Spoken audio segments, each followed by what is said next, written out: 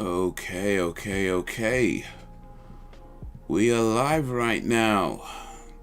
Live from the village right now. It is 8 minutes past 8 p.m.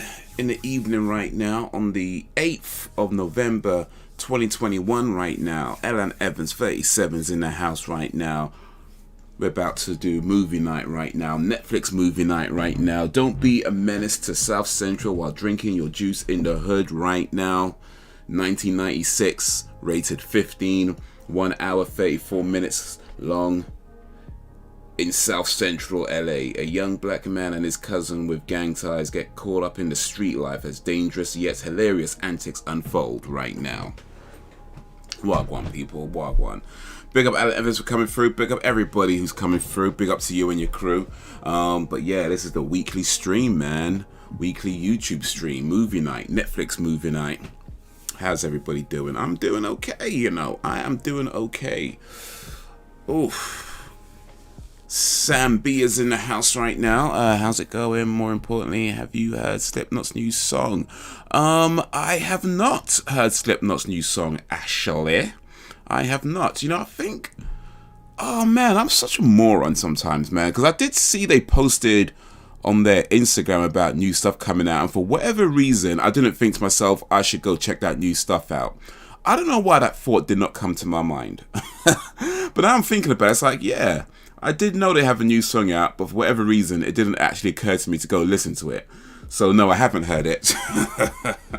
I should do that. I might do a reaction to it, actually. Maybe that'd be a good idea.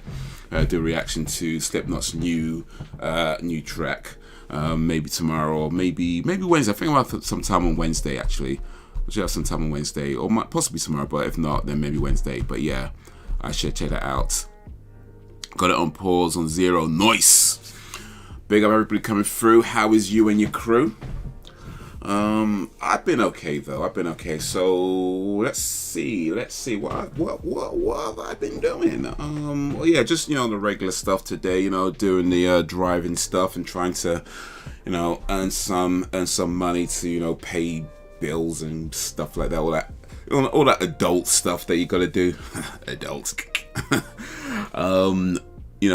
Some videos, a couple of videos. Well, a video on my TikTok. For anybody who's on my TikTok, check that out. And actually finally finished a video that I've been working on for the past, I think about 4 or 5 weeks. We're working on this video for the movie channel. Why is Spider-Man 3 trash? So yeah, check that out, please be much appreciated. But yeah, I put out these videos every now and then on my movie channel.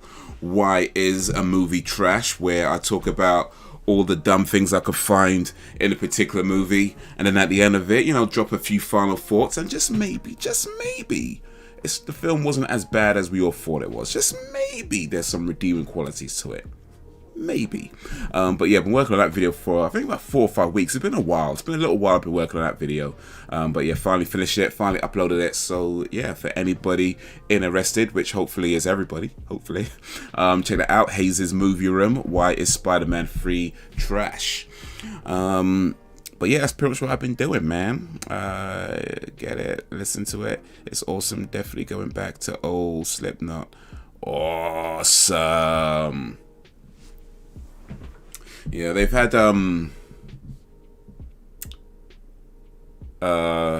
well, hasn't been all good news from Slipknot as of late. But yeah, hopefully this is something that hopefully it's a win for them. Because yeah, they've had some bad news lately. So hopefully this is a big win for them. But yeah, I should check that out. Slipknot. Alright. I'm wearing my Metallica shirt today. Not quite Slipknot, but one of their inspirations. Metallica apparently working on some new stuff, actually. I think I read that. I think it was Lazoric was saying that they're working on some new stuff. I don't know when it's out. Probably not coming out for the next 20 years or something. The way Metallica put out albums these days, they're probably not going to release it anytime soon. Back in the day, they were putting out albums every 1-2 years, I think. Maybe Yeah, probably about every 2 to 3 years, I think, back in the day, you know, back when they were in their prime. But now they're a bit older, they can relax a little bit, they can take their time a little bit, they don't got to rush anything out, you know, they're just kind of at that stage where it's like, yeah, we're working on stuff, and it'd be out whenever it's out, you know what I mean? They don't got to rush, they ain't got to work to no deadlines no more, you know what I mean? They ain't got to have no, they ain't got like studios breathing down their neck saying, where's this supposed to be finished? We need it by tomorrow. They ain't got that no more, so now they could just take their time, work on it little bit by little bit, you know, go holiday for like 2 years, come back, work on it some more, you know, decide they don't like it and start all over again. They can do that now.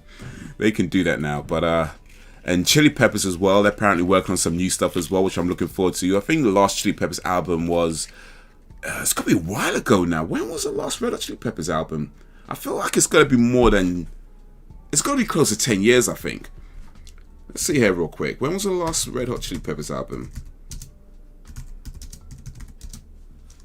Actually, maybe not 10 years. That's probably... It's probably not that long ago. Actually, no, it was 10 years. I'm With You, 2011. It has been 10 years. It has been 10 years since the Red Hot Chili Peppers' last album. And since then, Geoff Klinghoffer has left, and John Frusciante is back. So this new album is with John Frusciante.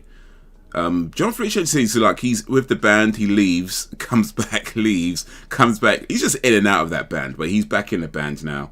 But yeah, it has been 10 years since I'm With You, which was their last album. And they're apparently working on a new one. So yeah, I imagine that's not coming anytime soon either. They're probably just like, yeah, we'll get to it when we get to it. You know, we're working on stuff. We're writing some things down. They're probably like working on one note every 2 weeks, you know, and it eventually gets done. But yeah. Metallica have earned their stripes there. They can bring out whenever they... Exactly. That's the things like we were talking about the other day. Alan and I was talking about this other day about music and sort of when bands are signed versus when bands are independent. You know, like there's, you know, the pros and cons to being everything. So you can get signed and you can get all the promotion and you can get, but it's tough. Like you don't always get to work to your own schedule. You might not be able to pull out the music exactly the way you want to do it. You might have to do things differently, but you do that for a period of time. And like you say, you earn your stripes, and hopefully you get to the point where you're big enough to have your own fan base, where you can buy back your back catalogue like Metallica have done. They own their own masters now. Big up Frozen Gamer. And now they could just pull out music on their own time, on their own schedule, and promote it however they want to promote it. They could stream it. They could do physical stuff. They can do it any way they want because they've been through all of that. They've been through all that. So yeah, whenever it comes out is when it comes out, if indeed it ever comes out at all. Getting ready to watch Dexter season 9. They made season 9 of that? Damn. I watched the first season. I thought it was okay, to be honest. I just never bothered to keep up with it. Yeah, Travis Scott, man. What happened with that? That's apparently about 8 people died and maybe about 300 people are injured. I saw some stuff about people trying to blame or sue Travis Scott for it. I mean, unless the guy was like actively encouraging people to trample on each other, I can't see how it'd be his fault. You know what I mean? That seems a bit of a stretch. Like, he's on stage, he's performing. You know what I mean? He's when you're on stage. I mean, I know from the small stages that I've been on that even like you doing like in a small bar or something like that, you got the lights kind of in your face, so you could barely see what's going on. Yo, big up camera checks. Wagwan. Yeah, got something in my mouth. Yeah, you could barely see what's going on. That's on small stages. So imagine on big stages. Yeah, it's hard to imagine that he knew what was going on when it happened. Like, by the time he knows about it, it's probably already too late. So yeah, I don't know. To my mind, I feel like I can't see how it's his fault, but I don't know, man. I don't know. Unless I wasn't there. So unless the guy was actively saying, yeah, trample on people, don't care what's going on, trample. Unless he was doing stuff like that, then I can't see how it's his fault. But it's kind of crazy though. Like, if we're gonna blame Travis Scott for this incident, are we gonna blame Ariana Grande for the Manchester bombing incident? You know what I mean? It's like, come on, how much can you know when you're on stage performing? I was reading about it. Yeah, it's crazy stuff though. To Google Travis Scott and know who he was. I'm not too familiar with his work, to be honest. I've heard the name around. I know he's been around a while now as a singer, rapper. I'm not sure what he does, to be honest. I guess he's a rapper or a singer. I really don't know. Maybe both. But yeah, I know of him. I don't really know any of his songs. I've probably heard a few on the radio, maybe not knowing that. In fact, I'm sure I've heard some of his songs, but yeah, not enough to actually know the songs, you know. But mostly I know about him because yeah, his name gets brought up in certain circles. Like, I guess he's married or dating Kylie Jenner, by the looks of it, says it here. And I know he did a thing with Fortnite a while ago where he had a stage, he had a concert through Fortnite. Interestingly enough, Ariana Grande also had a concert through Fortnite as well, and then they both had tragedies at their real concerts. So maybe we should be blaming Fortnite for that. Maybe it's all Fortnite's fault. So like, yeah, it was crazy, man. Like, I've been in mosh pits and they can get rowdy even when they're safe. You know what I mean? Mosh pits can get rowdy even when they're safe. But yeah, apparently with that it was just nonsense. Like, people just trampling over each other, people not even caring, people passing out, and nobody stopping to like help any. Well, hardly anybody stopping to help anybody.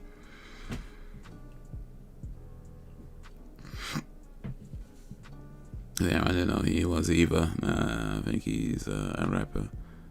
And but yeah, he's been around a little while. He's pretty well known. 8 dead, including 2 teenagers in Astroworld Festival incident. Crazy. Even Slipknot encourages safety. Gats to be safe, man. Gats to be safe out there. Well, as safe as you can be. I mean, you know. But yeah, as I see it here, Travis Scott sued after Astroworld Festival surge tragedy in Texas with more than a... Yeah, okay, let's see if we can figure out how it's his fault though, because that doesn't seem to make sense to me. But yeah, before we get to the movie night, we're about to do movie night today. We are going to do movie night. That is Don't Be a Menace. But before we watch Don't Be a Menace, let's figure out how Travis Scott was a menace. A man who suffered serious bodily injuries in the crash at Travis Scott's Astroworld has filed a lawsuit for $1 million, while another man is reportedly suing rapper Drake, who made a guest appearance at the show, as well as Scott and organizers Live Nation. More than a dozen lawsuits have been filed over the fatal crowd surge. Okay, he hasn't actually been found guilty, but I guess people are trying to sue him, is what they're trying to say. They've issued a lawsuit against him, but yeah. Yeah, I don't know, man. Like I say, I'm not there. I don't know, but it's hard to think how it's his fault unless he actively encouraged it, which doesn't seem to be the case from what I can tell. As far as the organizers, possibly, if there were things they should have done that weren't taken care of. You know, one of the things I saw is that apparently people just storming through like past security and stuff like that. So perhaps there was not enough security on hand. Maybe. But yeah. Yeah.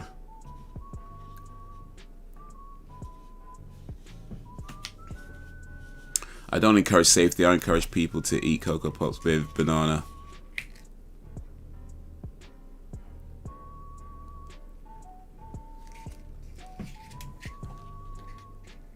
I mean, you could do both, but okay.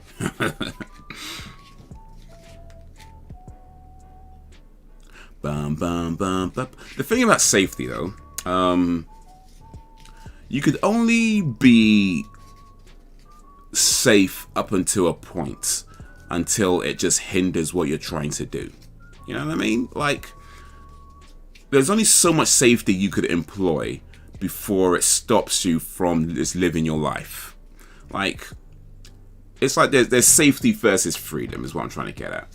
You know, you can be completely safe, but you will sacrifice your freedom. Or you can be completely free, but then you'll sacrifice your safety.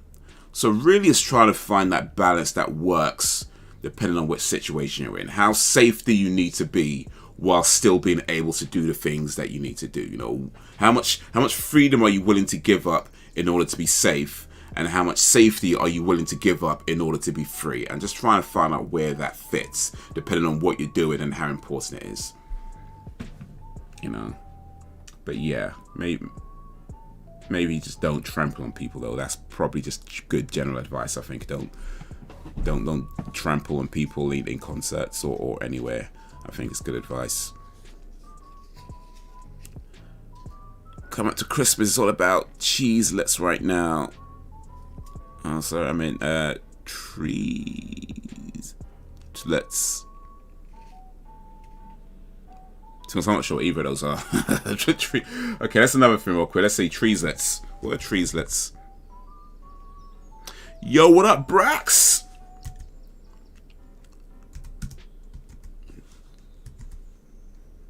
We is about to get into movie night. So yeah, it is Don't Be a Menace. It is on Netflix. If you haven't already, get it on Zero. If you have Netflix, get it on Zero for Don't Be a Menace. Line it up on Zero, or your DVD or your Blu-ray. If you don't have it on Netflix, if you don't have Netflix or DVD or Blu-ray, it's cool. We can still have some fun.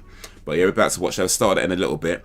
Just trying to figure out what treeslets are for a second, because I have no idea what treeslets are.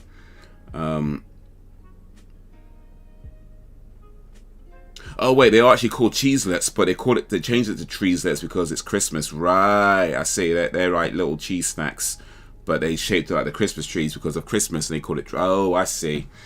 I see ya. Amazon was selling for like 13 quid a box or 10 quid a box. Yeah, I might pass on those actually.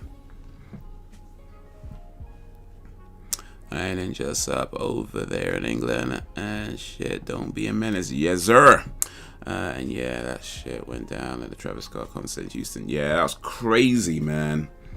That is crazy. I mean, so I went to a Pantera concert back in 2001, and it got mad at some point where, I mean, not mad to that like dangerous mad, but it did get mad at some point, like in the pit. People just jumping all over each other, elbows flying everywhere. You know, I would not be surprised if a few people got touched where they didn't want to be touched. You know, I didn't see that going on. I'm just saying that sort of thing wouldn't surprise me because everybody was that kind of close. But yeah, I mean, ultimately nothing too dangerous happened. In the end, I think everybody still had a good time and, you know, walked away happy. But yeah, and that was a safe. That was like crazy, but it was still pretty safe. So yeah, even when they're safe, mosh pits can get pretty rowdy. So this Travis Scott thing was like, bruh, whatever went down. Yeah, that is not the one. Got a tough in Tesco's for like 2 quid. Okay, well, Amazon's taking a piss then. I want that Jeff Bezos was a billionaire selling them for like 10 quid. He's got 10 quid, 14 quid, 13 quid. Oh, they got one for 5, I suppose. That's not too bad, but still. Bloody hell, you taking a piss, Jeff Bezos. Jeffrey. Alright. Let's move this over here. So, let me switch over to this screen, because we're about to start movie nights. Don't be a menace to South Central while... That's not right. Don't be a menace to South Central while drinking your juice in the hood. We're about to press play. So yeah, on 0. So if you got it on 0, pause it on 0. And then 3. No, sorry, on it's 3, 2, 1, then play. So 3, 2, 1, play.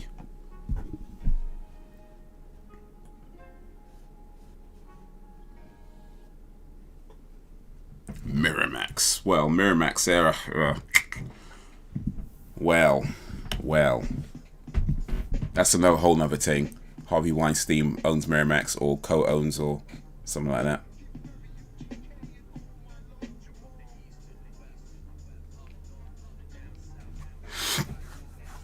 So far I know the youngest person there was 2 10-year-olds. Oof. One is still in critical condition from that night, and the other one, a boy lost his life. Oh, that's a shame, man. That is a damn shame. Yeah, I read. Well, last I heard was like 8 people passed. I guess maybe 9 now. But yeah, over 300 people injured. Ugh. You've been to Pantera comes back in 2001. That's what's up. Yeah, man. I was back in more my party days. My party and concert days. To be honest, I haven't actually been to that many concerts, to be fair. I've been to quite a lot of smaller gigs because, you know, I know a lot of people in the sort of poetry and sort of independent music scene. At least I used to anyway. I haven't really done it been involved in that for a while. But actual big concerts, I've only actually been to 3. The very first one was Red Hot Chili Peppers. That was in 1996. And then Pantera back in 2001, which, you know, ultimately turned out to be amongst their last shows, because they split up, I think, about a year or so later. And then Mos Def. I went to see Mos Def. When did I see Mos Def? Probably around 2000. I can't remember. Maybe about 2010, 11, around about then. I don't remember. But yeah, that's the last concert I've been to. The last, you know, sort of major big concert I've been to was Mos Def. So a little bit of a range, But yeah, Pantera was cool to see live, man. They were, yeah. It was back when okay, whenever every 10 will be forced to sit through at least one grown up in a movie. Yeah, we starting. One of I will be shot in the theatre while watching the movie. Oof, you know what? There might even be some truth to that one. Yeah, so it's the go up to 14 to 27 year olds. I'm a 14-year-old boy. Was explaining it from his viewpoint to a news crew or police. Man. Imagine having to go through or see all that madness at such a young age, though.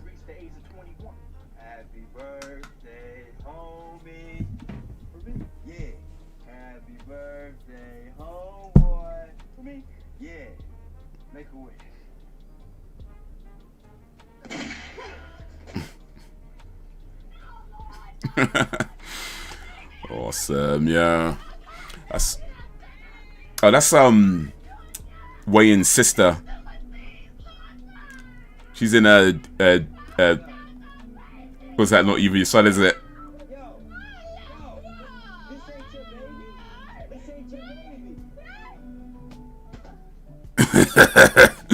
I saw him like 3 times. I was massively into them. Went to see Corey Taylor do a solo gig. Oh, nice. I would like to go to a Pantera concert, but I don't know. I feel like I swear that's Angela Bassett, though.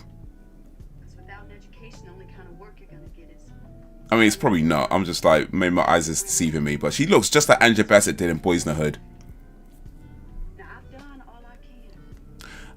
But yeah, I mean, I'd like to go to a Slipknot concert, but I don't know, man. I feel like perhaps that ship has sailed for me. You know what I mean? Because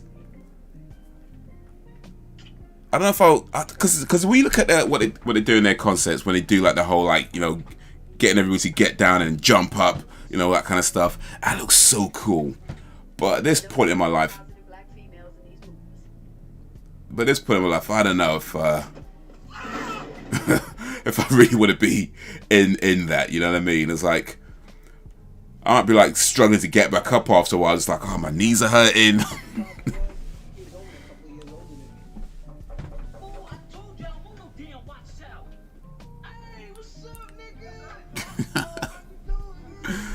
That was rude. I could have at least let him eat the cake. You know what I mean? Didn't even get to blow out the candles or nothing. For me? For me?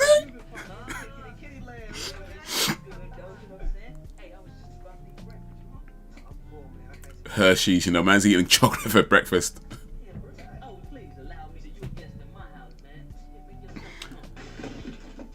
Janet. I bet just about everybody had a Janet poster at one time in their life.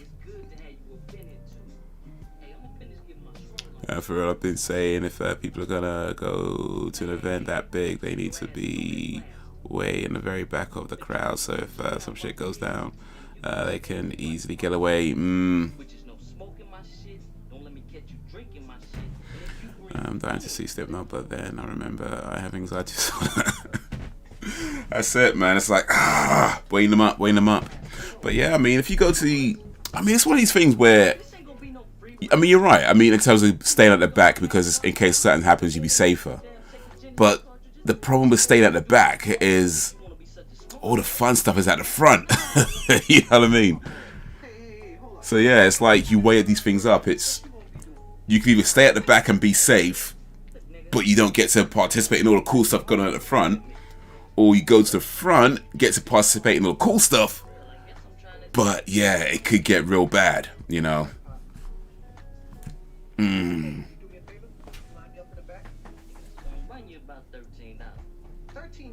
Oh, come on, man. This man is you down the block only charges $6. Well, take your ass him and let him fuck your head up. Hey, Trey, let me ask you a question, man. What's up? You still a virgin? Of course. Well, there's this one dude who broke up against the butt. Man, you're talking about girls, man. Oh, girls? Come on, Pops. Now you know Yeah, exactly. Yeah, right. Yeah. What you do, man? What you do? You can be safe, or you can do what you want.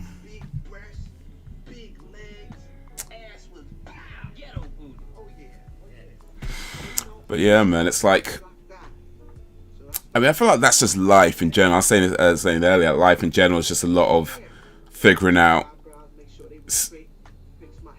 You figure out your safety versus your freedom.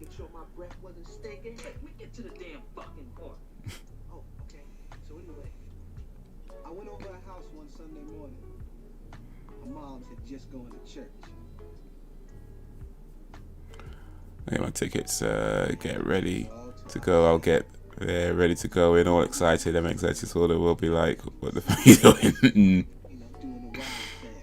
doing? You get there all ready to go, and it's like, Well, apparently, her mom must have forgot her purse or something, because she came back home. I guess. You know, the funny thing about this movie is that the movies that it spoofs, it's pretty much spot on to what happens in those movies. I mean, of course, they take the piss and it parodies and exaggerates it to a degree, but it's not that far off.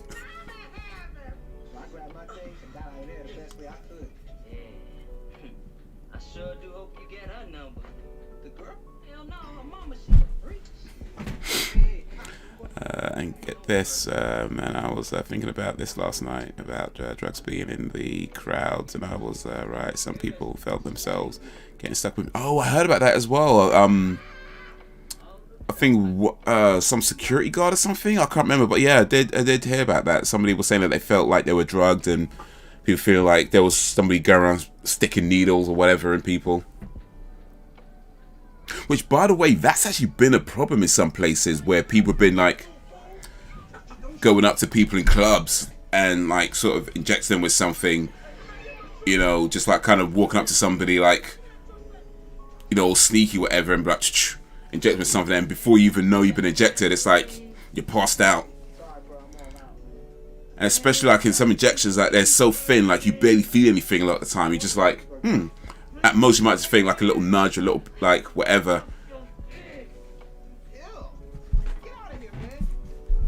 Yo, what up, Tommy? Tommy Crossbones, wagwan, man. How you doing? Where's family got this down perfect? Hey, for real, for real. Oh, message.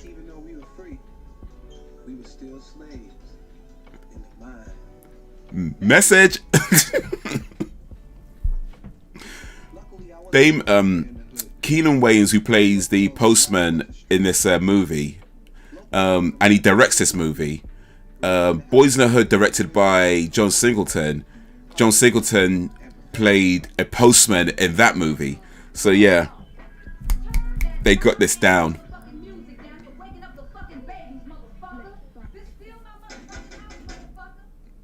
Yeah, like the scary movie franchise. Oh yeah. Spot from Boys in the Hood. Scary movie has ruined me. I see him and think, does this shirt make me look gay now? Gay, how about now? Oh right, that yeah. When he's tying up his finger there. Baby, do me a favor, pass me that shit over there. I was told that was caused the mass panic. Going with people pushing, passing out, and having cardiac. Wouldn't people get checked? Oh, well, I guess if you've got loads of people just storming past security guards, you can't. Not everybody's getting checked as they come in. So I was thinking you usually have security check you for like stuff like that, but if it was about as much madness as they're talking, then yeah.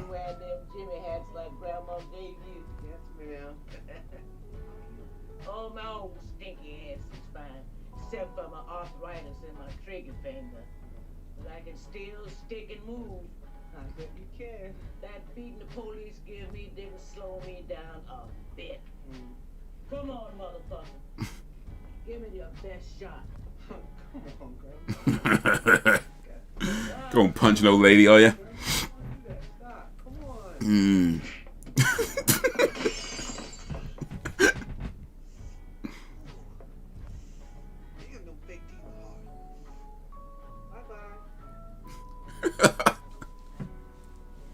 You still hit like a bitch, motherfucker. I don't know, something about old lady swearing though, isn't it? Just I don't know what it is, but there's something about hearing an old lady just like using like the worst cuss words. It just it doesn't. It's not one of these things where it shouldn't even matter, but for whatever reason, hearing or seeing an old lady, an elderly lady use just like the worst cuss words, it's just something funny about that. I don't know, it's because we always have that image of what an old lady is supposed to be like, and it just goes beyond that so much. Should I wear this Tech 9 with the high top? Or should I wear this Uzi with my low top? At first I thought it was a gunshot, then I thought someone caught fire, but the flames was part of the show. Oh, is that what people are saying? Oh, yeah. Rumor has it, yo, bitch ass is in town for good. Look at him, man. Mom, Love Grandma. shit. Sweating me, nigga. Do you remember the film called Little? Yeah, another Wayans comedy smart. Yeah. I don't know if that one did as well though. Like I feel like that one was probably a little bit underrated, to be honest. Like it came after White Chicks, and White Chicks was like really big, like ended up being a really big hit. But then Little Man came out, and I feel like a lot of people kind of slept on it. At least that seemed anyway. But yeah, that was a good one still though. That old bark ass nigga ran out on us like a little bitch. He knows.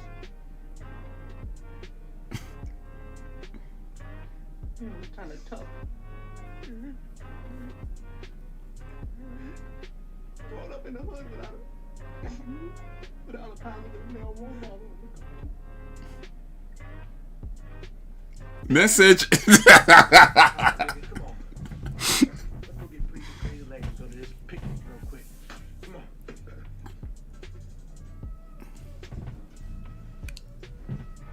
Yeah, boy and a girl looked like they were in mid-teens, maybe climb when the camera stands to tell the camera guy to stop the show. Yeah, I saw that clip. That was posted. I think DL Hughley posted it on his Insta. But yeah, they were like trying to tell the guy that, you know, the people are dying in there, or something. There's a dead body in there. And the camera guy, I mean, Hey, Grandma, you better stay on my end or I'll smoke your ass. I'll go fuck yourself. There are no cocaine deals in the hood. There are no gun factories in the hood. We're not the ones bringing drugs. But yeah, it's like he didn't seem to be doing anything. But then I guess the question is, how much could he do, if anything at all? Cargo plane? That's my shit cost so much money. If he's charging $250, damn it, I gotta charge you $500. I would like to take a plane from Bogota, Colombia, and get off on Crenshaw. Wouldn't you? We need to subjugate our people without the help of the white man. We need to destroy ourselves. Preach was a former gang member turned activist, but now he's just plain confused. Hey, Preach, what up, nigga? Y'all need to stop using the word nigga. You see, it's terms like the word nigga that the white man uses to take away the self-esteem of another race. Word. Oh yeah, remind me to pick my laundry up from that chink motherfucker. You idiot. Yeah, oof. Crazy Legs used to be the best dancer in the hood. But now he's powerful. Man, I can remember the last time I saw this movie though. It's gotta be like years back. Crazy. Hey, what's up, y'all? I'll be right there, alright? It's gotta be proper years back, man. Like, damn. That's the way to start the day. How you doing? What's up, Lo? Yeah. All right, African brothers. Yes, man. Ain't that something that some kids there would be in the damn grown-ups? No, it's good that we're trying. Janet was here. Oh yeah, from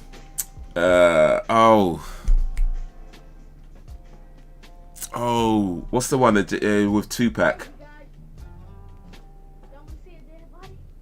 Oh, flipping out, man. Poetic Justice, that's it. Poetic Justice. Janet Jackson and Tupac on a road trip in the back of a mailed van. Also directed by John Singleton. Elvis. Ain't seen it for years. But yeah, a lot of these movies that they're spoofing, like Boys in the Hood, Poetic Justice, Juice, Menace to Society, Highland, a lot of the movies they spoof, a lot of the sort of hood movies that they spoof in this film, they were really popular in the 90s.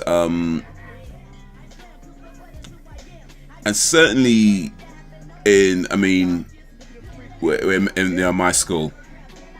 Oh shit, I forgot about this. I totally forgot about that. But yeah, that happens.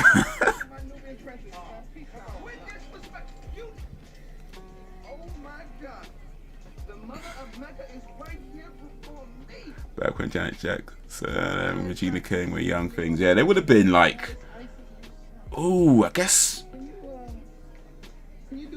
yeah, they would have been like in their 20s maybe. Like, I think, yeah, Janet Jackson would have been in her maybe like mid-20s or so, like early to mid-20s.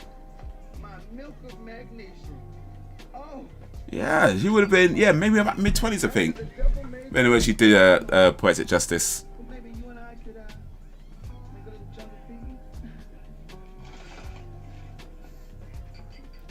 Janet Jackson says Punani in that movie.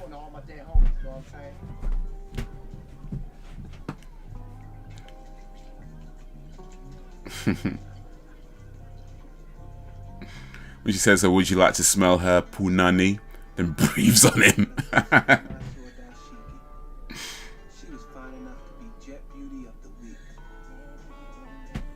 And Nia Long in Boys in the Hood.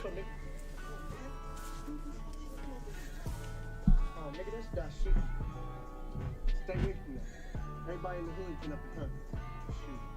She got more kids than Miss Wayans. Anyway, that's the experiment. One of that boy's old friend. Regina was in her early 20s. Okay, Poetic Justice. Janet in her mid 20s. Janet's a couple of years older. Okay, yeah. Yeah.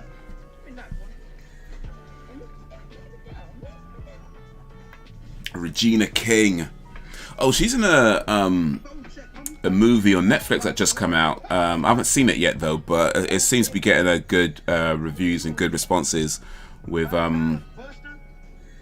Idris Elba. What's it called? The Holiday Falls. It's like a western. Well, it's not like a western. It is a western.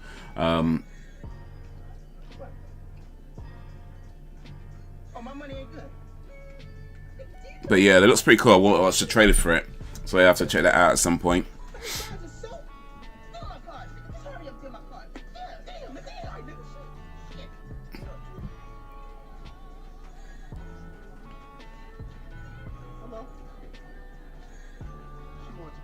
Why you keep wasting up time with that trick? Son, we need you someone with some class. Someone you can take home to stepmama. You know what I'm trying to say? Get yourself a real one.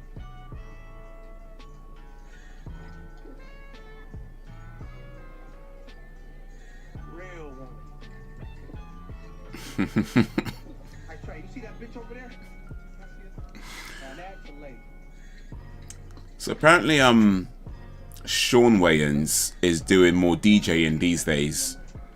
Like, for anybody wondering why you haven't seen him in movies as much or TV shows as much.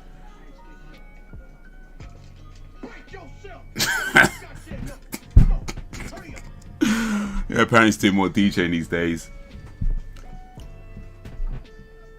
Marlon still doing his thing. He did a TV show that was on Netflix a while ago.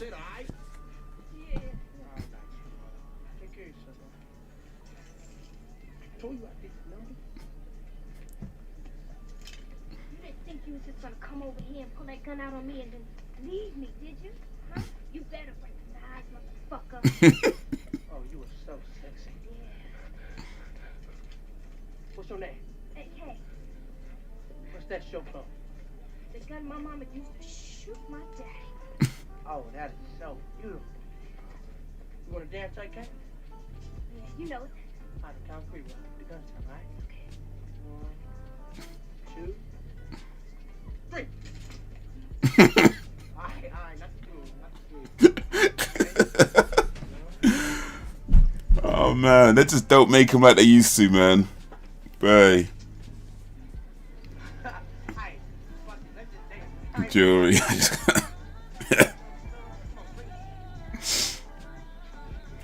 Yeah, that's like Mr. T level almost.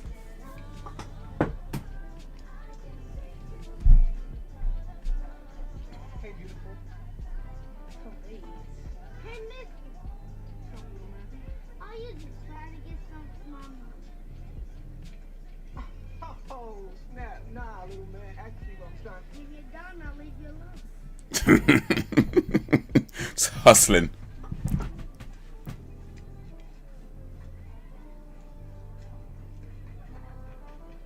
Little kid hustling. Little kid. Oh, by the way, my name is Ashton. My name is Dashik. That's Swahili for dog style. Ooh, that's pretty. Those are my kids. Hello, everybody. Now, children, what do you say when you meet a nice man?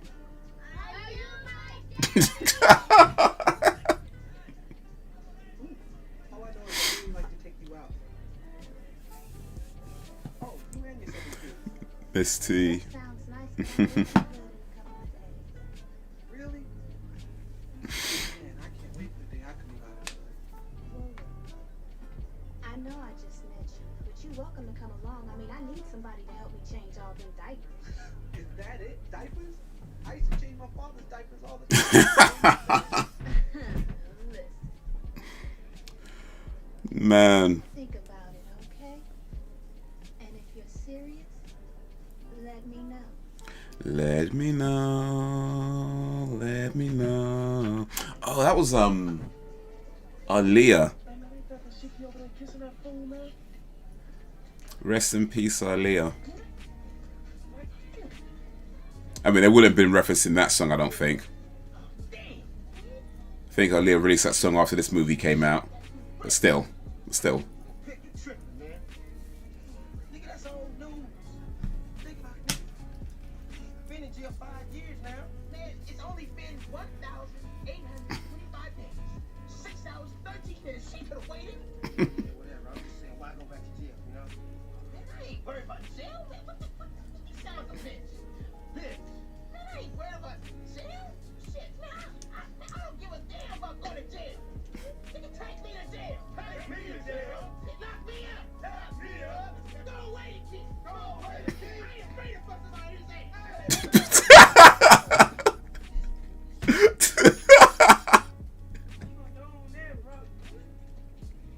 Got a bit too carried away.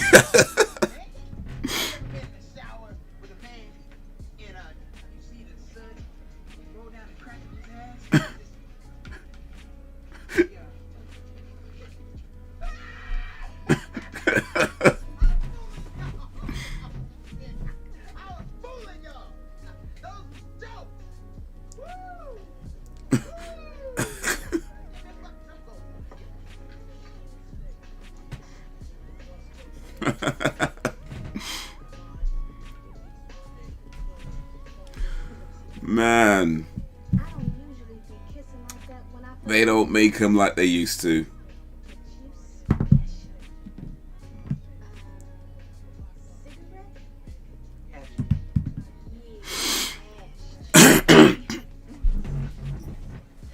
Come on, kids. Hey, stupid. You realize you just kissed every nigga at the party? No, come on. I gotta go to the store and get some more photos. Okay, yeah. Okay. Oh! Now that there is something special. How come you talk all that noise about white men and then go date white women, fool? No, you see, I'm just trying to do the white girls what the white man's been doing to us for 400 years. Yeah, what's that? Fuck him. It's because they'll get cancelled. Hey, ain't that the truth? Black to the Hood, Part 5.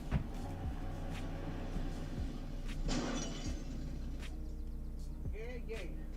40s and 9s. That's my favorite stuff. Yeah, I think the 90s comedy era, like, well, let's say 80s and 90s really, but I think for me, it was 90s especially, it was just a time when comedy just like really had so few boundaries, you know, and it wasn't all great to be fair. Like, it's not like everything was a masterpiece, everything was, no, it wasn't like that, come on. But oh yeah, I remember this bit.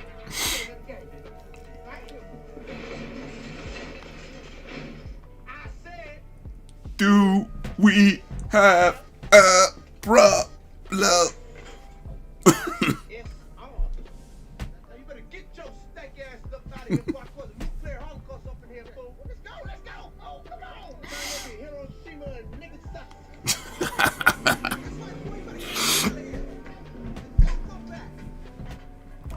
But yeah, it was like people were so unbounded in their expression of comedy, and like I say, like it wasn't always great results, but it was just that time where people were like more willing to try stuff that, you know, it might work, it might not work.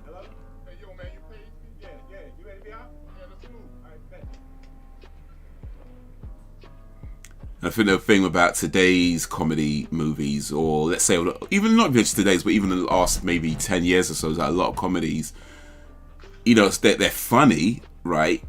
But they do feel very kind of restrained. And I get why. I get it. You know, I appreciate the reasons as to why that is. But again, it's one of these things where it's like, there needs to be a better balance between being able to express yourself fully and not feeling like you just can't do this, and this because somebody might get upset. You know, there's a point where it's have to be like, yeah, you just got to be willing to upset somebody sometimes. Just sometimes. I haven't died.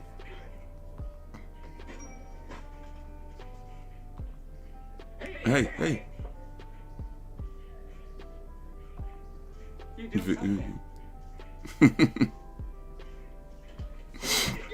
Gang Fighter 2. Okay, though, imagine Black actually saying that to the white girl. Her face would have been priceless.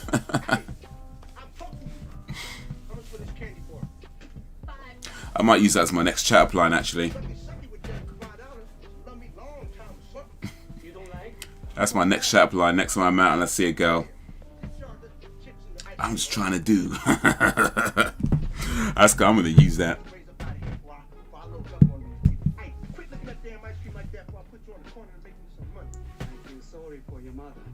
Ooh.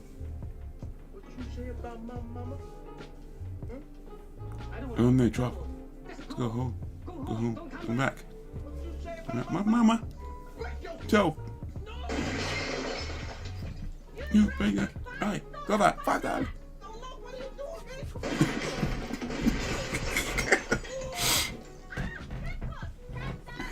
Yeah, shit. Just imagine if brother were art now. Django Unchained, Blazing Saddles came out this year or the middle of last year. I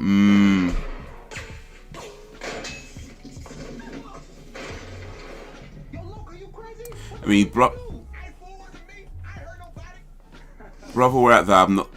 I haven't seen, but yeah, Django Unchained, Blazing Saddles, the man. Oh yeah, cross off his list.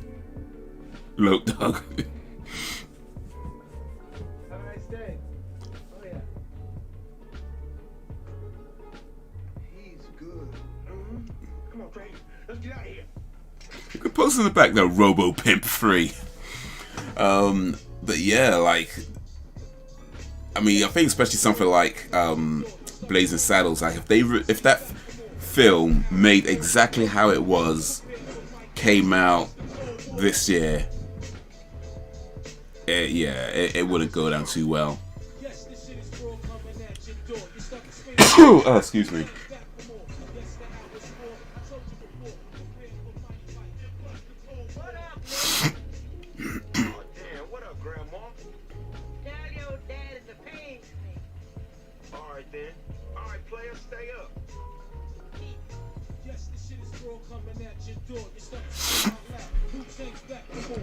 Wu-Tang back for more.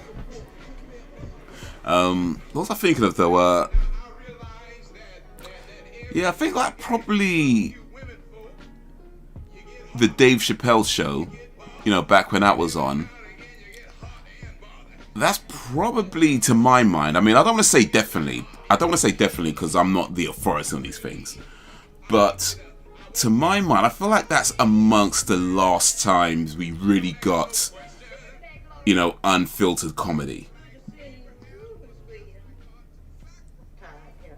And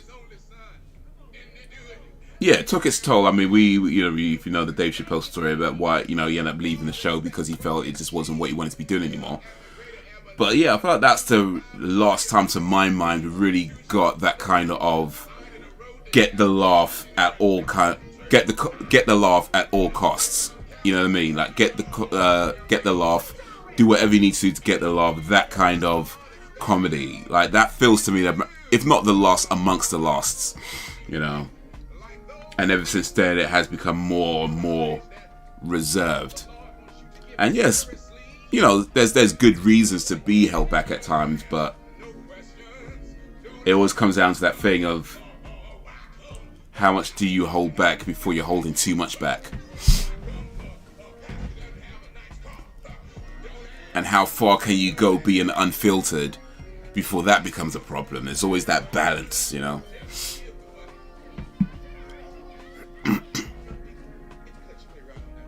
I don't think we've got a nice. I don't think we're in a good balance right now. My opinion. Other people might think different, but I don't think we're in a good balance right now. I think it's too far to the reserve side right now, where people are just too afraid to make even a benign joke.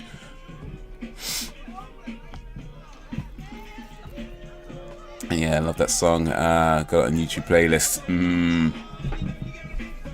The Wu-Tang Clan.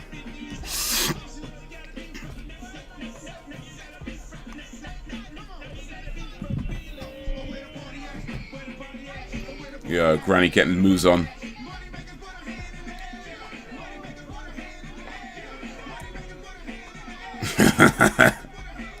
Granny getting into it.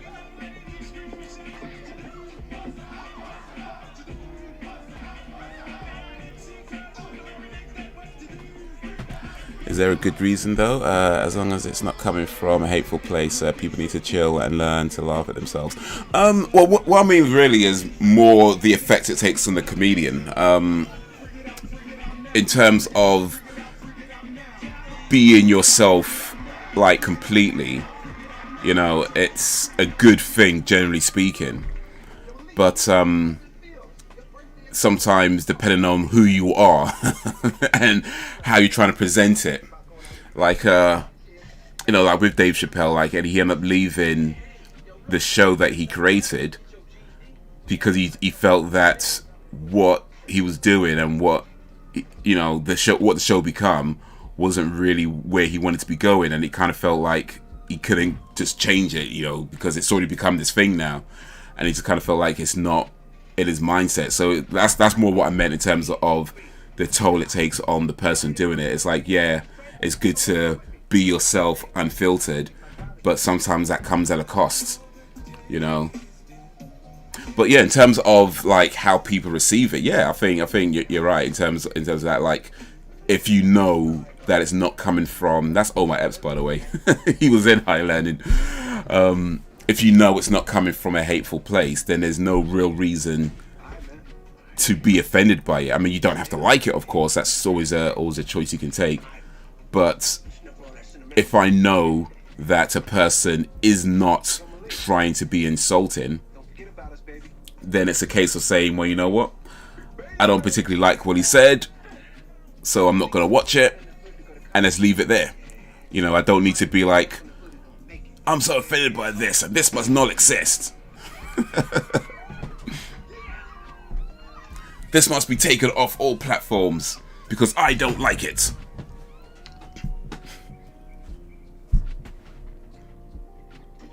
Yeah, Bernie Mac. Oh, that's not Bernie Mac. What am I talking about?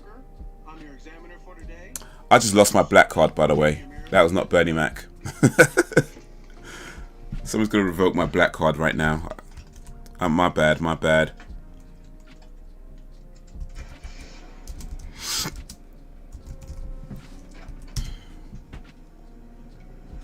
He is in this though. Bernie Mac is in this movie.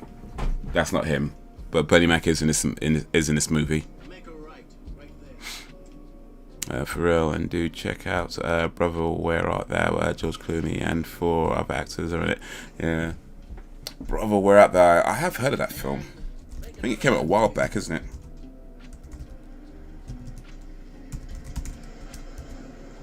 ...2000 it came out. Oh Brother Where Art Thou? Comedy crime. Wait here.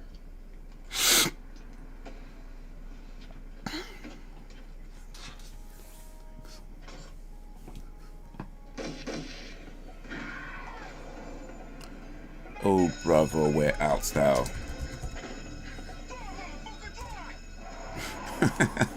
Drive! It's not on Netflix. Damn it. That's what Amazon is saying.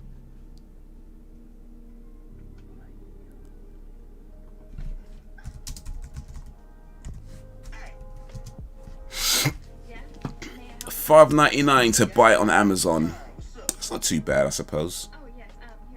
I could do $5.99. Oh wait, that's not Oh Brother. What am I talking about?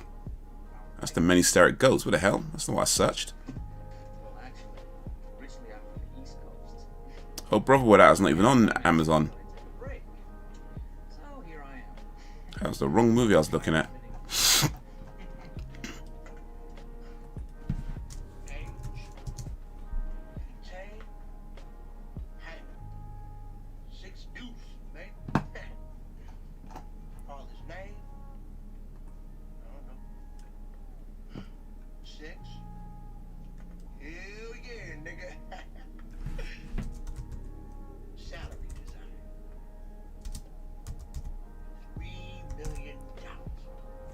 $3 million.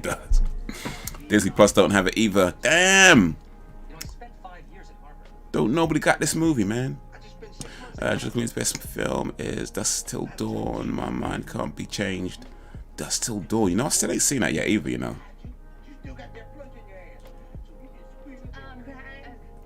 I've not seen that either.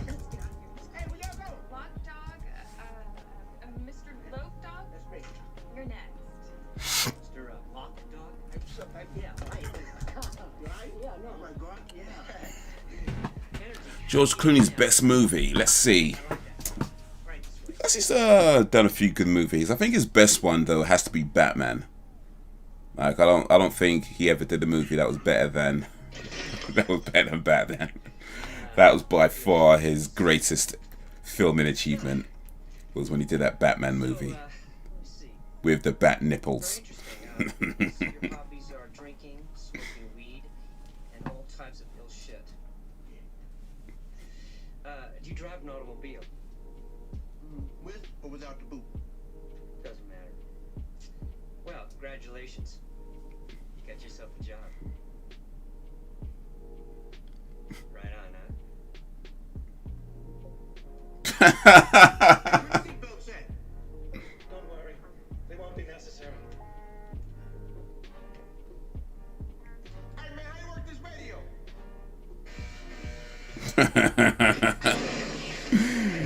Oh, he got the job all right. Oof. Oh yeah, Mr. Freeze. Yeah, that's the one. Hey, why don't you cool off?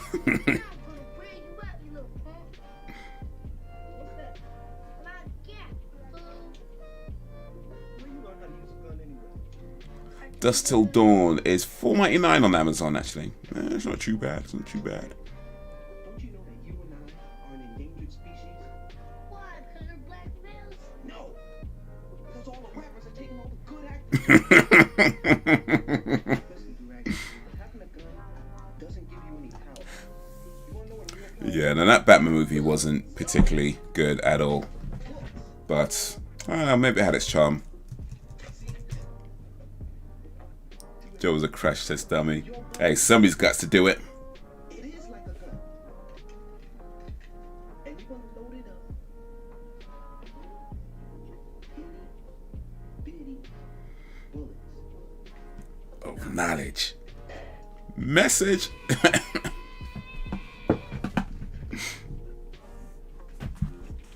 What's George Clooney's best film that I've seen?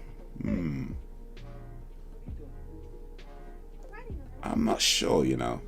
Let me see. It helps me escape the harsh realities of living. I'm sure I've not seen anywhere near That's deep. all his movies. Oh, Stranger Things is coming out soon. Stranger Things 4. Let me see.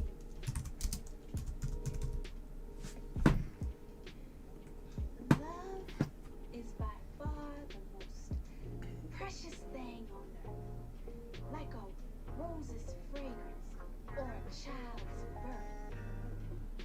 Love I did see Tomorrowland. That wasn't particularly good, to be honest with you, actually. So that was kind of weird and creepy, actually, to be honest. Actually, it was just... Oof. George Clooney in love with a little kid. I'ma cut off his balls and I'ma chop off his dick. I'ma shoot that motherfucker. I'ma kill him. I'ma stab that motherfucker. She fucking with me. Oh no. I will run him over with my car. See, he fucking wrong. You don't me. I will kill that motherfucker. Oh, Three Kings. Yeah, I like Three Kings. Ooh, excuse me. I liked it, but anyway, that has Arnie and is a winner to me. Well, anything that's Arnie is a winner. Okay, yeah. Stick around. Well, Arnie definitely has a good back catalogue of classic films and great one-liners. So there is that. But yeah, they're like Three Kings. Ice Cube, yeah, is in that too. I remember watching that one in the cinema, actually.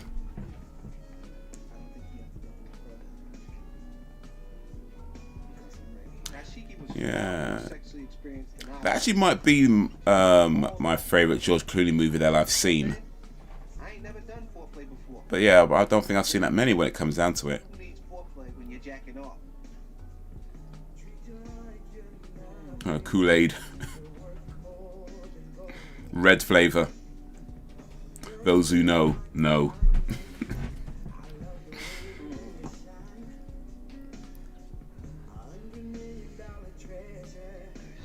Got it on DVD. Nice.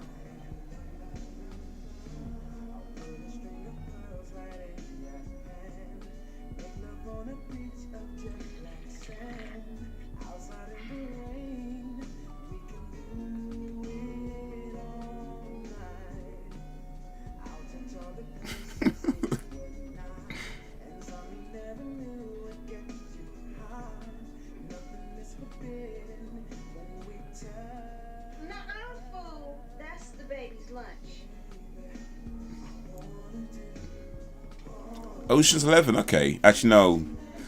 Ocean's 11 wasn't. The thing about Ocean's 11, it wasn't a bad. Oh, cheese. Hot cheese. The thing about Ocean's 11, it wasn't a bad movie. It just wasn't really, strictly speaking, a good movie. Oh, so mash up toes. Perfect Storm was pretty good, actually. I like that film. Oh, get the hot sauce.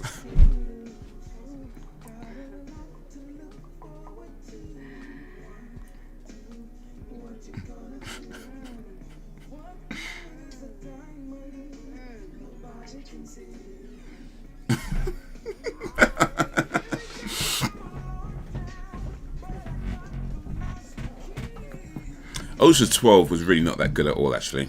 That was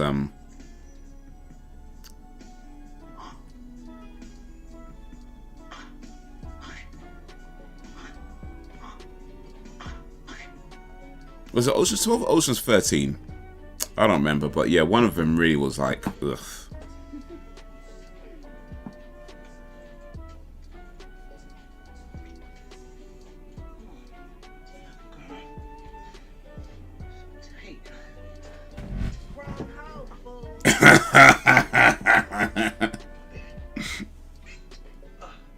I couldn't believe this was happening to me.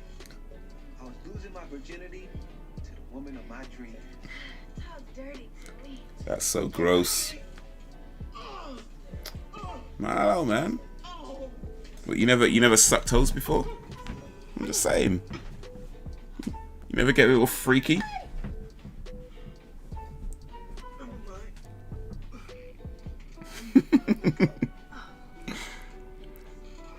You never get caught up in the moment?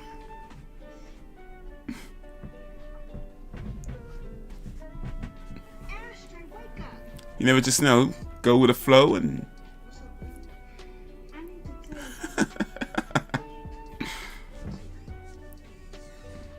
I'm pregnant. Already? It's maybe the grossest thing I've ever seen. 7 kids. I think I know what I'm talking about. I don't know, man.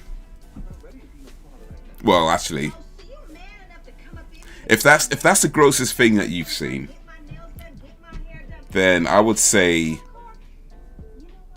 you're lucky.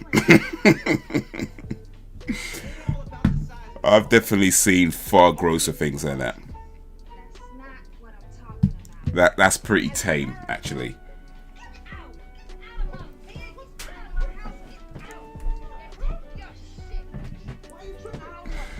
But then Freaky Toes wasn't involved.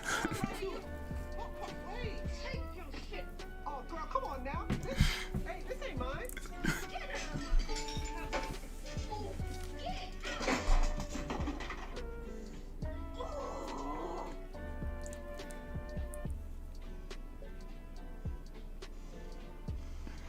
I'm just saying. Sometimes you just get caught up in the moment. You just kind of go with... Oh, the Sheikah was born pregnant. What else is new? What else is new? It's mine.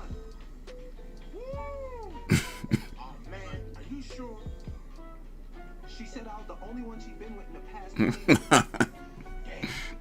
Yes. You believed her, huh? Here you go, sucker. Brother. That'd be 1038. Wash them 50 hands. So what you gonna do now, Frank? I don't know. I'm thinking about moving out of the hood with a what? Oh, fool. Look here. Let me tell you something, Frank.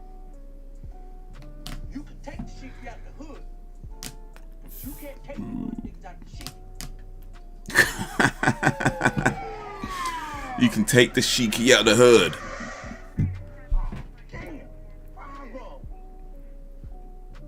Yeah, here we go. Now we got Bernie Mac. I want my black card back.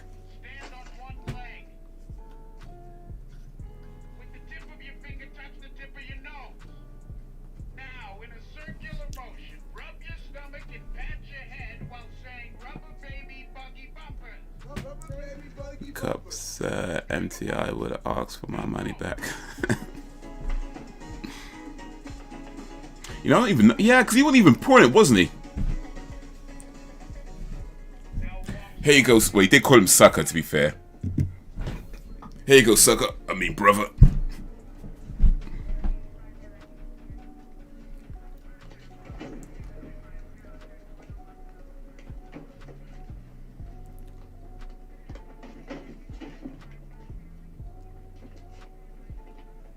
We didn't even do nothing.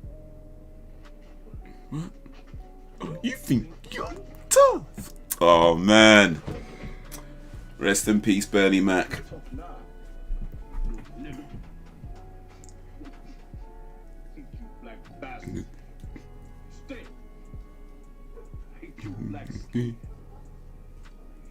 Black pants. I hate Black Panther. I hate Black Panther, you know. My gums, cause they black. I hate Those lips. Yo, big up for the like on YouTube. Appreciate it.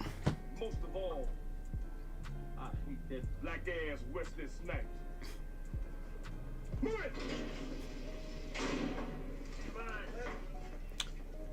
Hit that like button, it all helps. He got arrested for being black on a Friday night. It was a misdemeanor, so I thought we'd be out right away.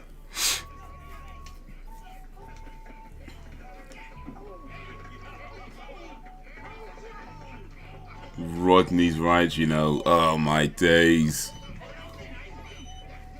Yeah, this film would not get made today. This film would not get made today. Oh my word. What's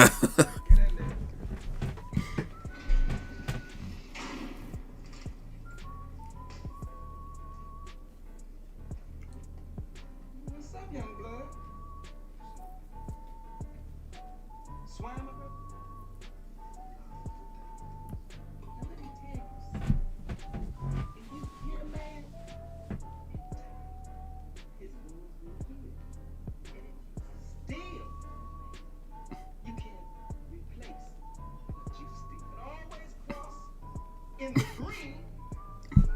In between.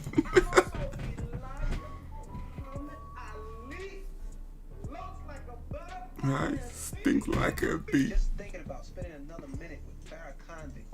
Maybe Farrah Convict, you know.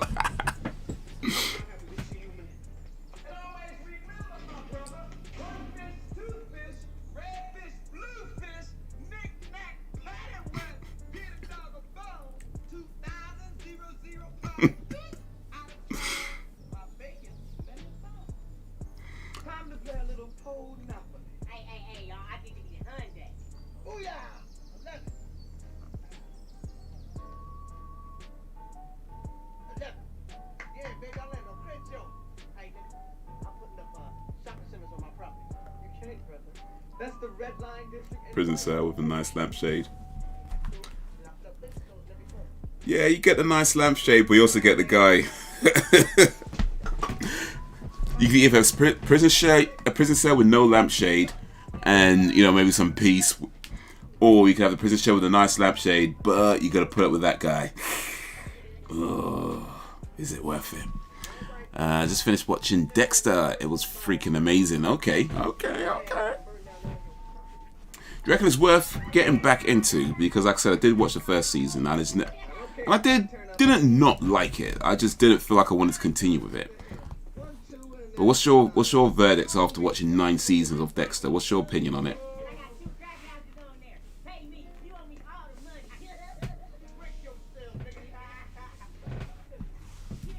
Yes. Maybe I'll see what's that? Is it on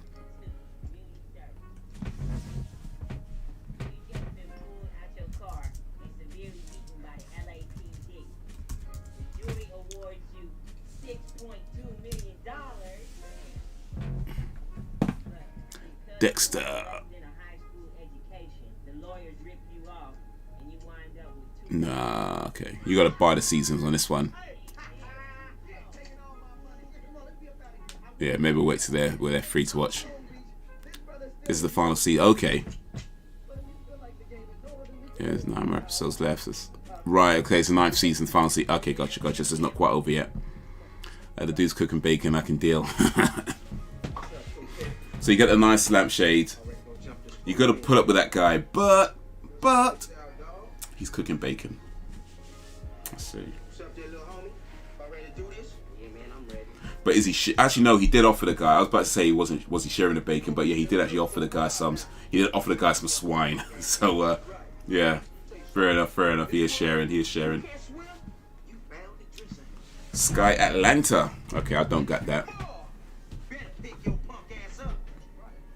But all right, cool. I have to get that if I want to watch it. The thing about Sky Atlanta is kind of expensive, so if I get it, I'd have to make sure that I can watch all of them in a pretty short period of time, and that way I could just like cancel it afterwards because I wouldn't want to keep paying to watch. Kept paying to have Sky Atlanta. It's on Now TV as well. Oh wait, isn't that the same thing?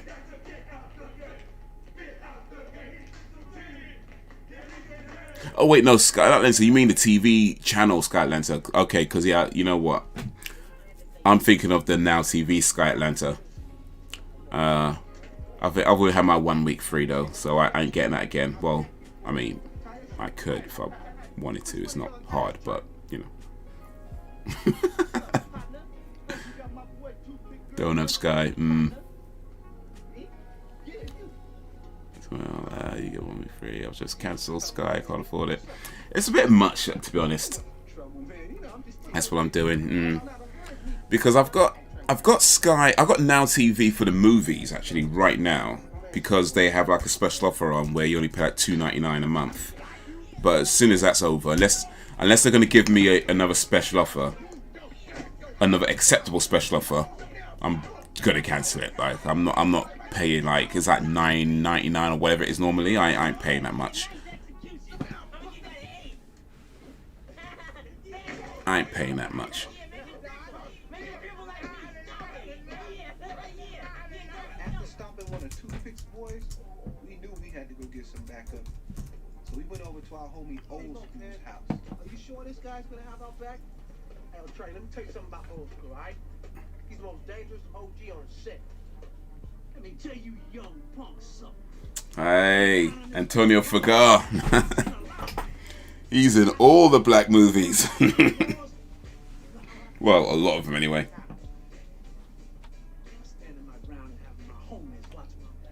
My bitch better have my money.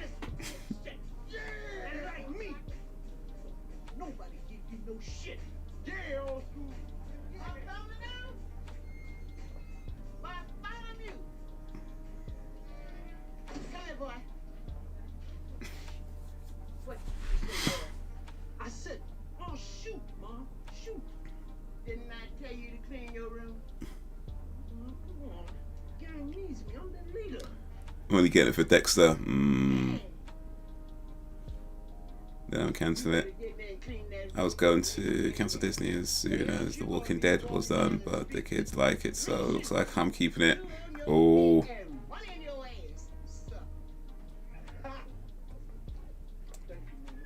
They gotta watch it all quick then.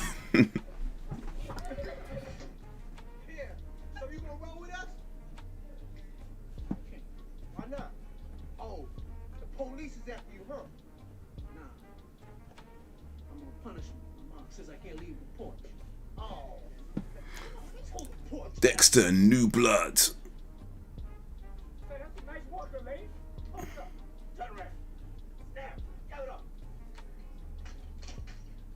Oh, Dexter New Blood is a whole nother thing, isn't it?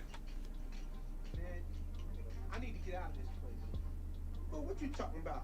Leave the hood? Bro, this is home, sweet home. I love the smell of gun smoke in the morning. So yeah, if I was to get the... Actually, I might be able to get a trial by the looks of it. Why, little foots?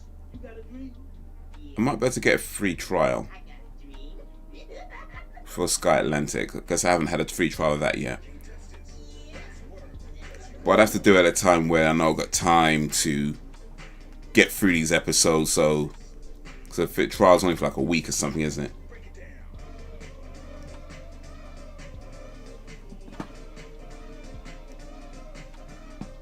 Oh,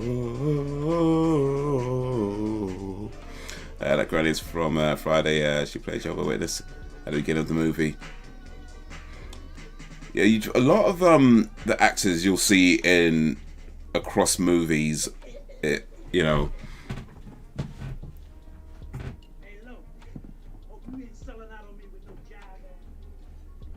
I mean, I guess that's true for most movies, to be honest. When you think about it, you generally see actors in more than one movie, so that I just realized how little sense that actually made. But what I meant is that, yeah, when you at the time, a lot of the sort of movies that were set in the, you know, black suburban areas, you'd see a lot of the same actors in them. Even if they're set in, say, Los Angeles or New York, or you'll still see quite a bit of crossover. But certainly, like, say, the LA side, you see more LA actors, and the New York side, you see more New York actors, and then, yeah. Def Comedy Jam.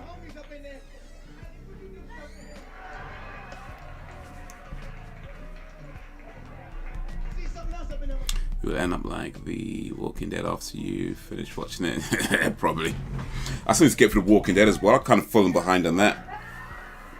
But that's on Disney Plus, so I'm not worried about that, because I don't plan on cancelling Disney Plus anytime soon.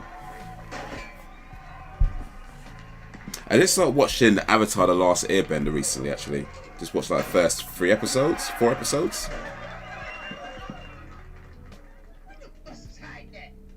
Well, Sabrina the Teenage Witch show on Netflix. Oh, okay. Well, the old school Sabrina. Miss me. What you talking about? I was helping you out. Hell did you was helping? You was locked down, fool. Give me the book. This guy on the front patch of the seat with the pink rollers in his hair. Man, can you remember direction to Crenshaw, man? Oh, you better get your crusty behind away from me. No, this bit though. Suck your dick, man. Do you mean? Ow, suck your dick, man. Oh, man. Alright, so what you wanna do, man? Go to the corner. Be locked down and make a right. We'll be right there. Check out. Alright, 3 kids already feel The Walking Dead. What's me tonight? I feel like an extra walk on Walking Dead. Sophie has been difficult today. Oh, I'm sorry.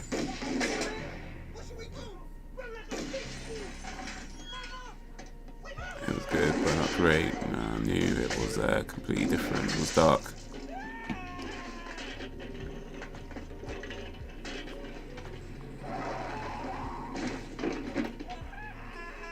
Oof. Little man got run over.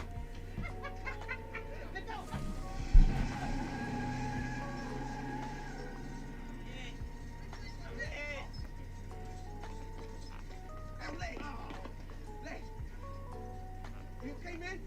You got hit by the bullets, man? No. I got hit by a car. Come on, here I ain't. Come on. I ain't, nigga.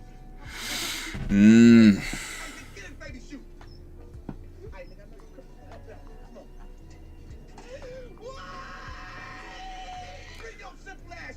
8 seasons. They're about an hour each, 12 episodes per season. Yeah, I'd have to dedicate like some time to watching that if I'm gonna do it. Yeah, G-Money, what the bro is cute. You mean I talk to him right now? Yeah, I'm gonna have to call you back, okay? Right now, sister. How's Sophie doing, Sam? Hopefully it's better now.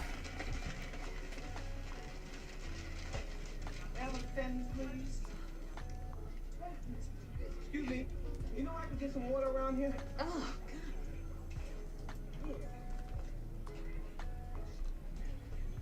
I put it out of her. you're number 1012. 1,000. I mean, I ain't gonna lie, I'd still drink. I drink that water. I'm not even gonna front on that one. I will drink that water. Better alive. Between Crazy Legs being hit in the drive-by, the Korean store shootings, jail, and Nashiki being pregnant, Nashiki, I felt like I was about to explode.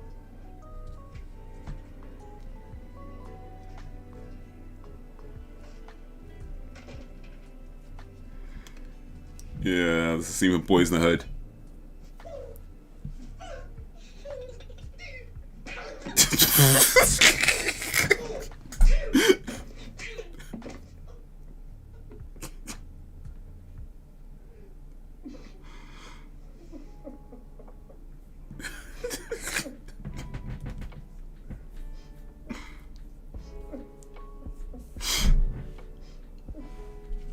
What are you doing? Trying to win Best Actor on the Soul Train Award.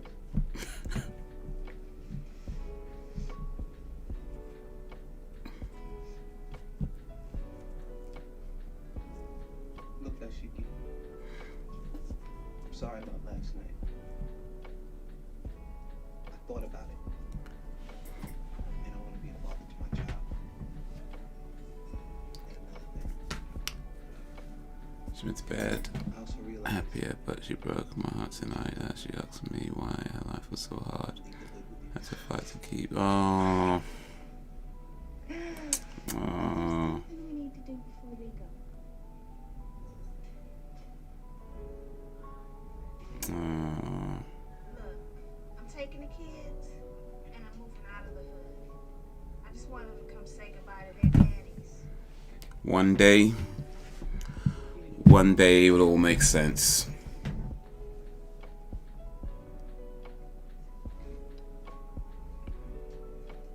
And when that day comes, Your good brother, Trent. Yeah. Me? I mean, I've been in jail a long time. Sometimes I feel like a caged animal. I was watching How come you never came to see me, man? a comedy special by a lady called Hannah Gadsby. It's on Netflix. It's called Douglas, and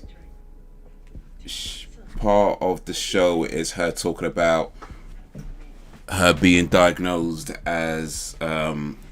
autism, which for her was like later on in life. Like she was only diagnosed, I think in the last sort of few years prior to her doing that show. I don't know how old she is. I guess 30 something. I don't know. But she was diagnosed a bit later on in life, and she's talking about her experiences as a child and being in school, and about being there's about talking about a box, and how the teacher was asking about a box, trying to explain like propositions or something, and she became sort of fixated on this box.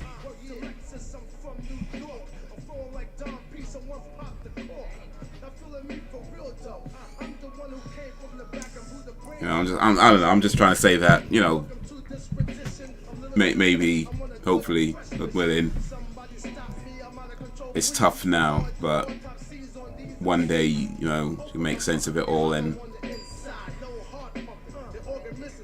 yeah.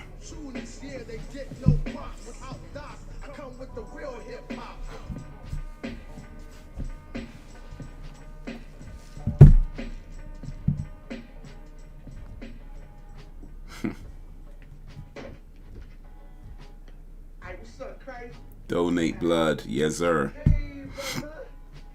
How you feeling, man?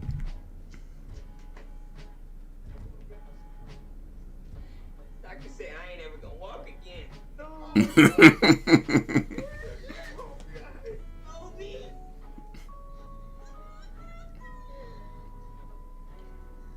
Boom, get off of me. I'm paralyzed for the last 5 years. Oh yeah. Don't worry, Nate. Find that toothpick. I'm a smoker. No. We need to put an end to all this black on black crime. We need to call a truce.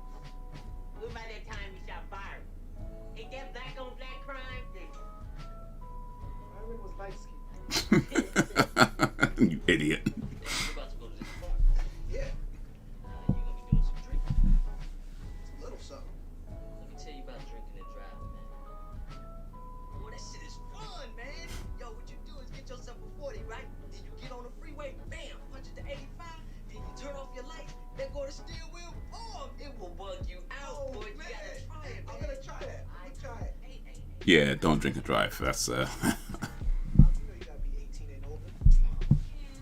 Besides, it's getting past your bedtime. You brush your teeth? Let me see. No. There we go. All right, I'm out. this guy that's plays the dad. He looks familiar. I mean, I know I've seen this before, but All right, just one. I feel I've seen him with something else. There we go. This is the story of Dick and Mary.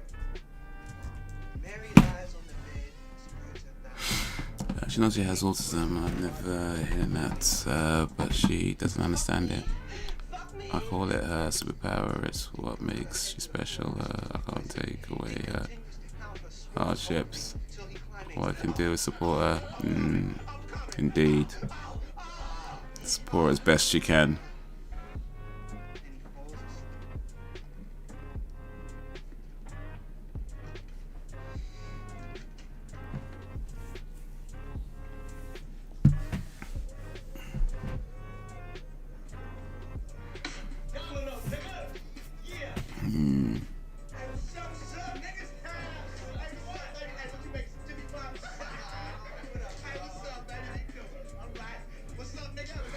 Yeah. Do you have like a support group like a parents for an autism parents support group, or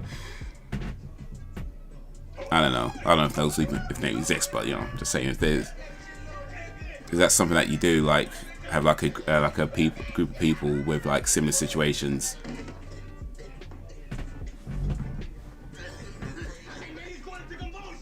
Or I mean, you don't have to answer that if that's too personal. By the way, if I've overstepped the boundary, that's yeah.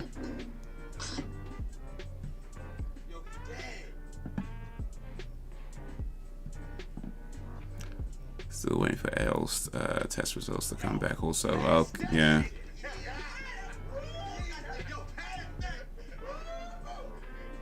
Just knowing.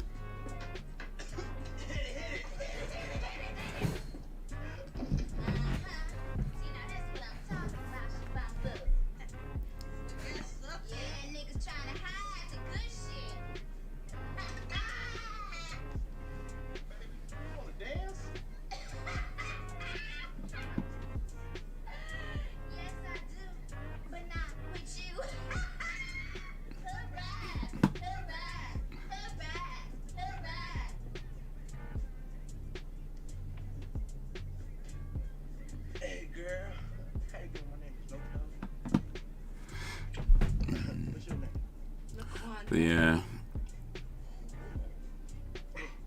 I guess it's one of these things. It's like once. Do you have a boyfriend? No, men always seem to be really intimidated by me, but I don't know why. Well, I can understand how a pretty girl like yourself might make a man look a little shit. I mean nervous. Yeah, it's like, yeah, once you know, it's like,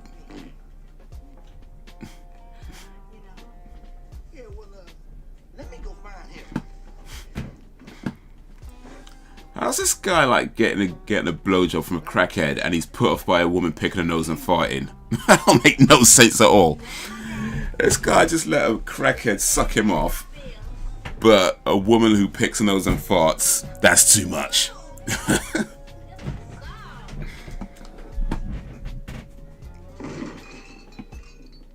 used to go on course a lot before COVID, nothing since. I have a few friends who have kids with autism. Okay. Yeah, no, it's good to have people who could talk to and, you know, get advice from, or even just like, not even necessarily get advice, but sometimes just good to have people that you could just like talk to that understand what you're going through. And sometimes you don't even need advice, you just need to vent, you know.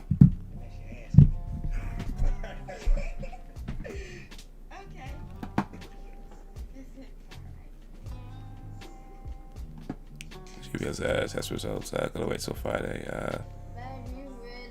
She has an over the phone appointment. Okay.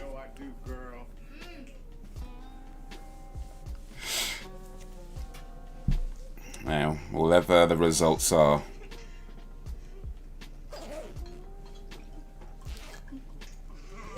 one way or another, it all turns out okay.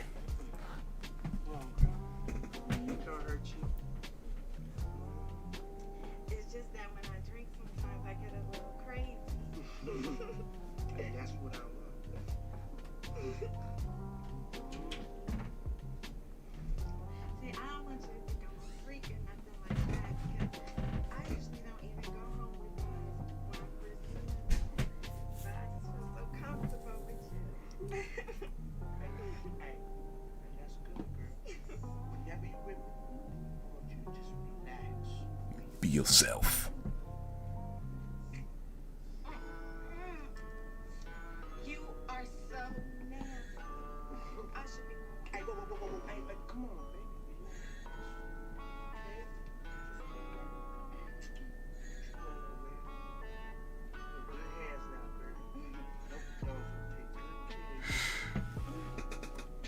Sure, it's okay. Yeah, the quiet girls.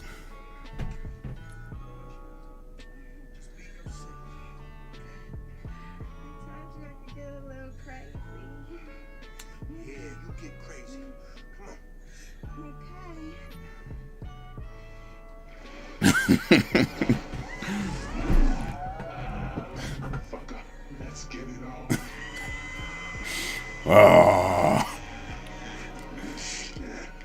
Yo, mash up 28-year-old Carlos M. What up?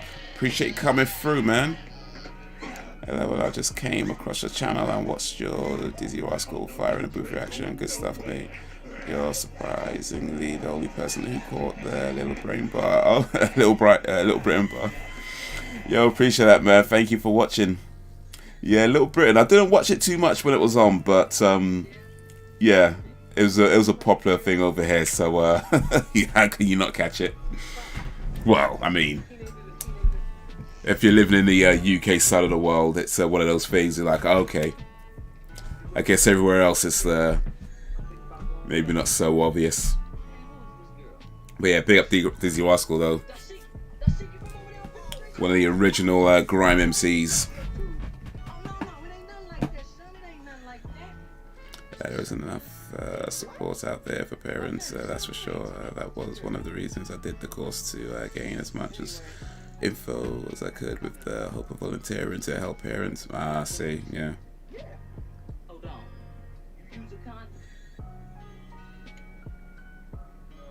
Is that something you're still doing or trying to do? I love the ones I watched. Exactly, I remember a lot from when I was there, because I'm from London, born and raised. Yeah, London, man. What ends you from?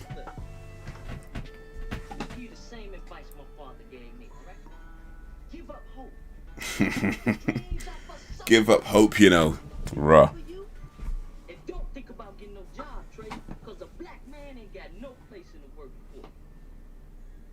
Hold up, let me get this straight. What you trying to say is Don't get caught up in the white man's system of self-perpetuating unemployment and wind up trying to survive on welfare checks and food stamps, right? Wrong, man. Hell, ain't nothing wrong with no welfare check. That's called free money.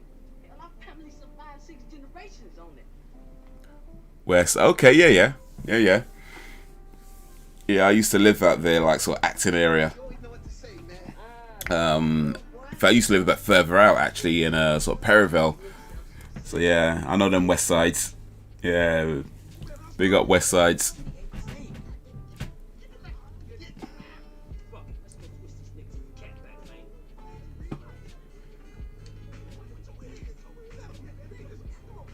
That's Perivale further out. It's probably about the same, actually. Maybe a little bit further west than Acton, but not by much, I don't think.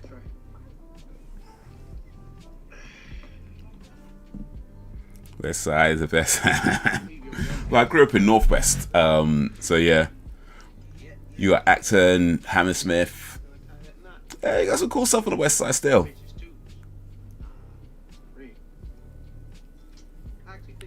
Ali G. It's the girl, yeah, but right now I need to focus on Sophie, but I definitely plan to get back into it at some point. Okay, that's cool. That's good. That's good. Yeah, when the time's right. When the time's right.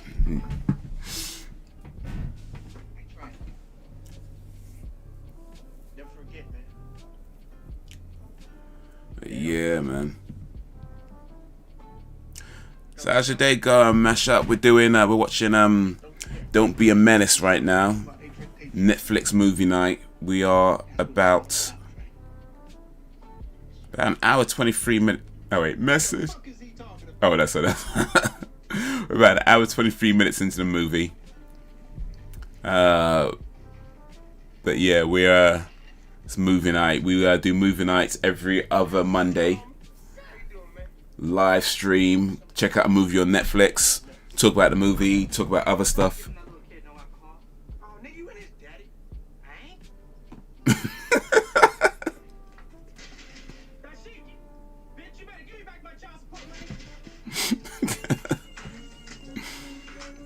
East side is the best. You got east side, west sides.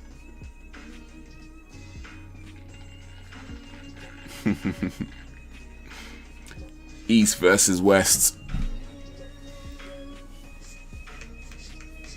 But yeah, and I mean, if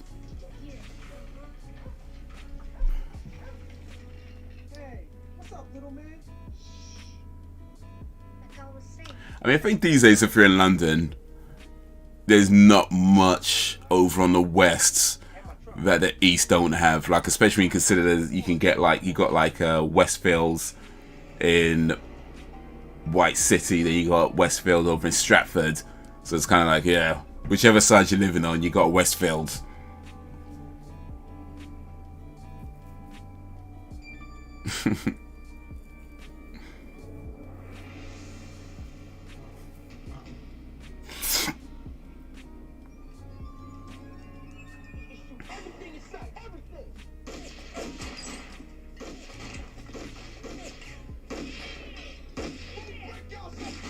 Break yourself, fool.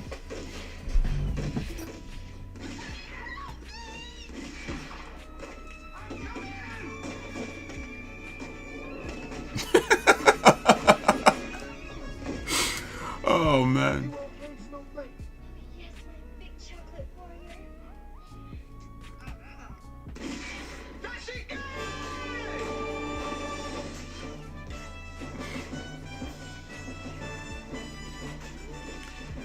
Obstacle course has come out of nowhere. Balance beam. Relay hurdles.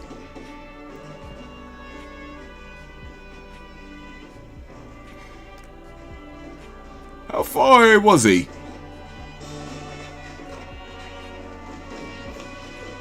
And all that time just standing there. Like, come on, you could have moved behind the truck yourself.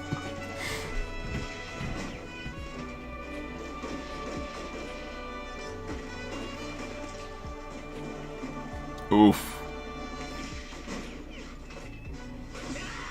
Hey, Grandma.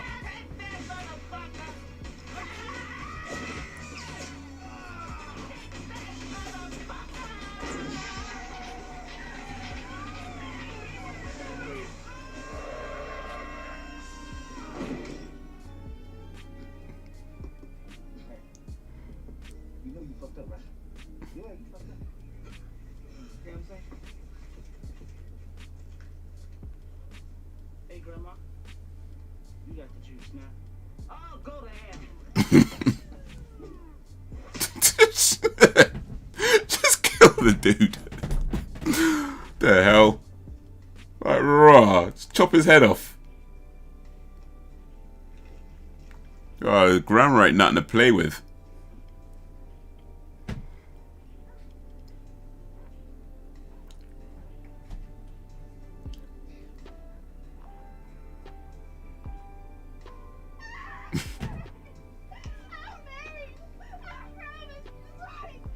I know, sister, I know. You're gonna miss him, aren't you? Damn right. Where else am I gonna find a pussy with food to take care of me and 7 kids? Listen, sister, listen. You are a strong African American woman. Don't mess with Granny for real, for real. Oh, look at that. Time for me to take out the poor white trash. Grandma ain't nothing to play with. Grandma don't come to mess around.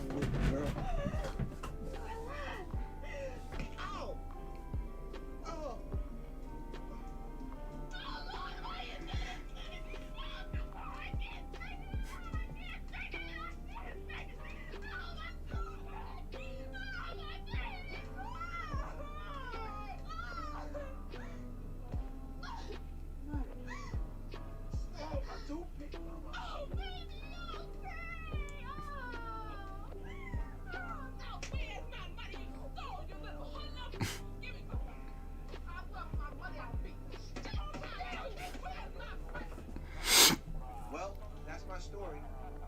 As for Dashika and I, we got married.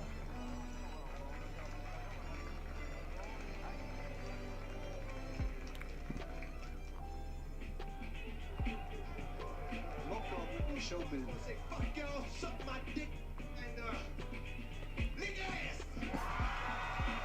New host on Def Comedy Jam. Preach, he settled down.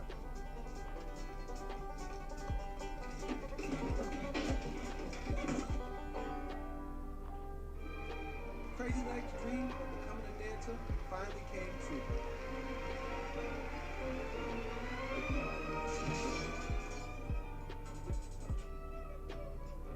And as for grandma, well, she's still grandma.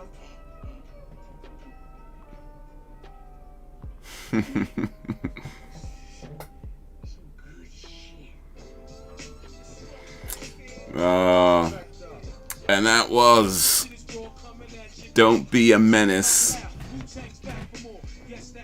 What is this title? It is a long ass title.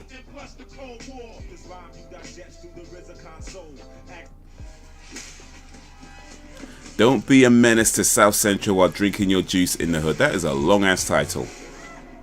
And it's not even the longest movie title ever. There's movies with longer titles than that. But that is a long ass title.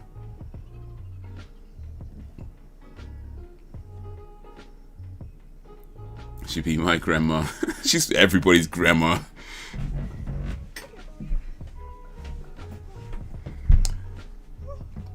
Well, maybe not everybody's. Sitting around getting high.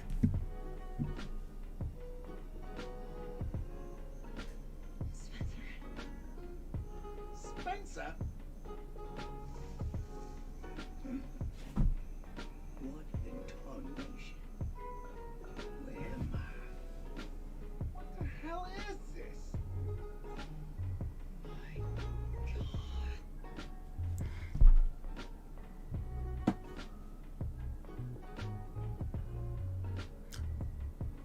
Jumanji, The Next Level. That's just the advert I just showed. I've seen the first Jumanji movie. Well, the first remake of Jumanji. It was alright. It was alright. I would say it was kind of unnecessary though. It didn't feel like it needed to be done. But aside from that, it was alright. It was alright. But yeah. The original Jumanji with Robin Williams is this classic. The remake's alright. I feel like, I mean, it's one of these movies where it's like, it's a bit unnecessary, but it's alright. It's alright. But yeah, that was Don't Be a Menace. Don't Be a Menace. What y'all think? Anybody watching that for the first time? Or have y'all seen it before? Because I've seen that plenty of times before. Granted, I haven't seen it for a long time now, but yeah, I've seen it a few times before. So, for moi, I enjoyed it. I mean, it just brought back memories. You know, it's what are we doing here?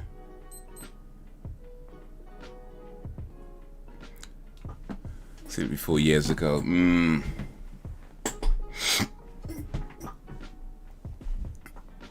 But yeah, it's brought back memories, you know, especially because it spoofs a lot of movies that I was watching back in sort of the early mid-90s. You know, a lot of the sort of, you know, hood urban movies. And then seeing the spoofs is kind of like,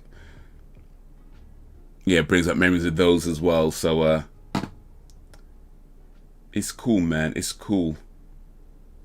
I like it. I like it a lot.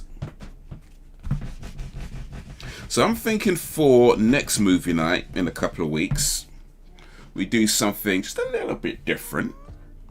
There is a movie, it's on Netflix as well. I feel they're all on Netflix, let's be honest. They're all on Netflix.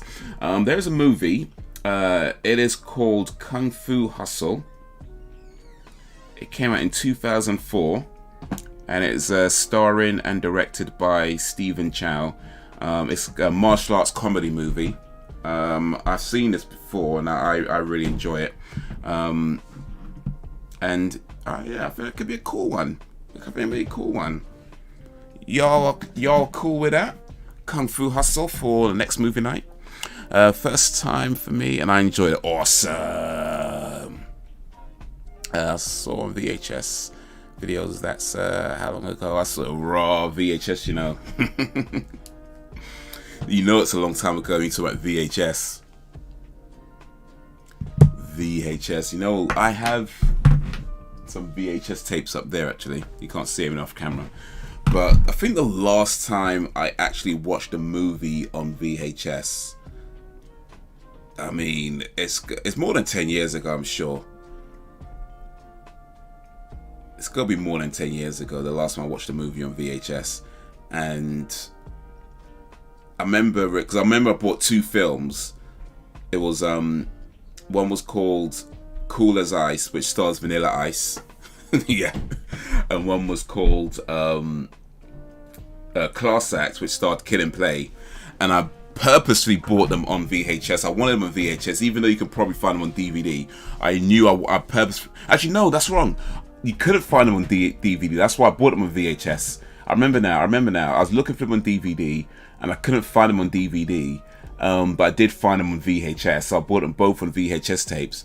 But at that point, I hadn't watched the VHS for ages, and I had to dig out my old VHS player to watch them. But yeah, I think I bought those both. Oh man, yeah, it's gonna be around about 2010, I reckon, something like that. I mean, they're old films. They came out in like early 90s. I think like early 90s they both came out. But for whatever reason, I don't know if they never put them on DVD, or at least at that time I could not find them on DVD. I could only find them on VHS, so I bought them on VHS, watched them on VHS, had to dig out my old player, and that was the last time I watched anything on VHS. Yeah, it's got to be more than 10 years ago, I reckon. I'm down. It's nice to watch films I wouldn't normally watch. Awesome. Kung Fu Hustle's a cool movie.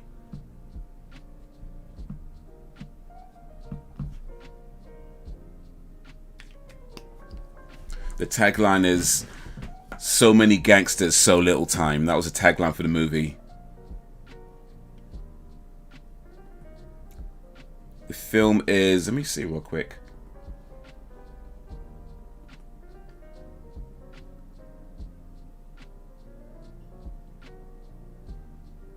Yeah, cool. Yeah, the film is in Cantonese, but does have subtitles. Oh, yeah. We're going to have to read. We're reading with that one. Unless you understand Cantonese, then we're reading. But yeah, it's a cool movie.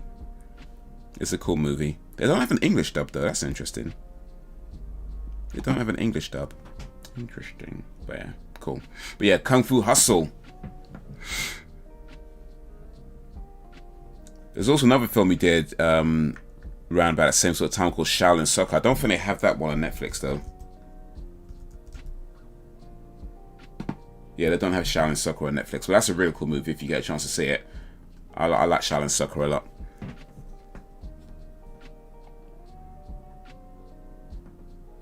Cool with it. Awesome. But yeah, that's for the next, that's I guess a couple of weeks. Kung Fu Hustle.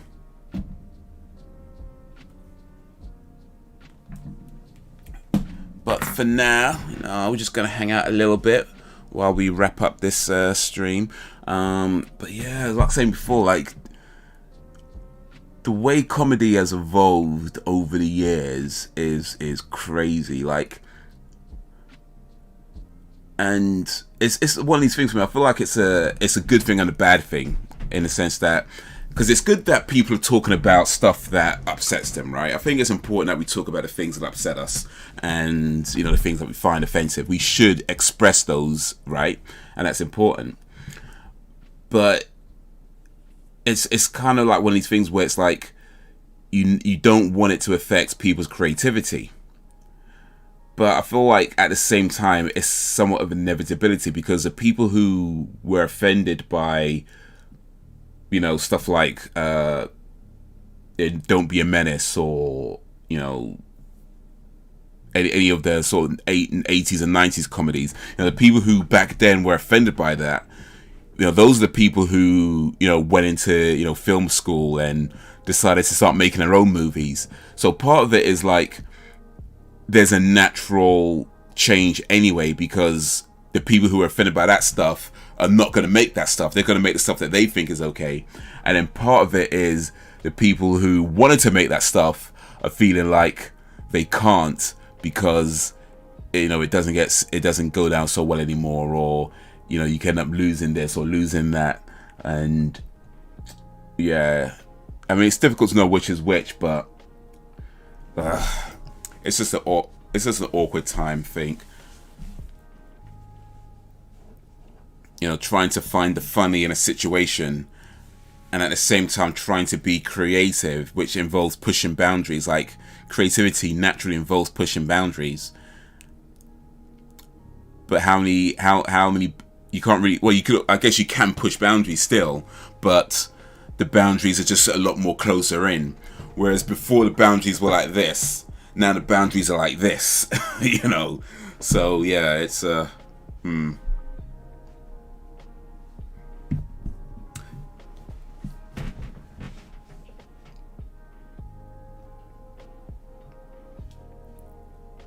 Have you watched Martyrs yet? I have not watched Martyrs yet. I don't even have that written down, actually, so I guess I forgot I was even supposed to watch it.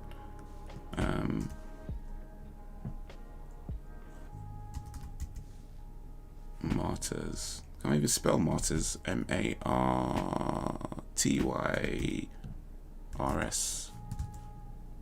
Yeah, they don't have it on Netflix. Okay, cool. No problem. Let me write that down. I didn't even write it down, so let me write it down. There we go, Martyrs. There's films to watch. I still got Rubber, Flight of the Living Dead, and All Hallows Eve to watch at some point as well. And I'll just add Martyrs to the list.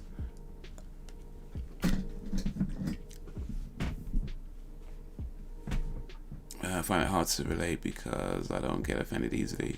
As I said, as long as it's not in a hateful way, I'm good with it. That's just me, though. I can't expect everyone to be that way. Yeah, I mean, I'll agree with that. I feel like I personally don't find very many, if anything, offensive. I mean, put it this way. I don't. There are things that I've come across comedy, like, you know, if you go, I've been to like comedy shows, open mics, things like that, where the comedian has gone up and said some stuff that I feel is very much attacking things that I believe in, right? You know, very much out there, just making fun of, insulting things that are personal to me. And yeah, I don't particularly like that, right? You know, when you're in the audience and you got some guy up there doing that stuff, it's not a nice thing. but at the same time, you know, you respect the fact that that is that person's freedom to do so. You know, like I don't like it personally. I don't, you know, look for it. I don't search that stuff on YouTube and be like, oh, I must comment. No, I'm not that guy.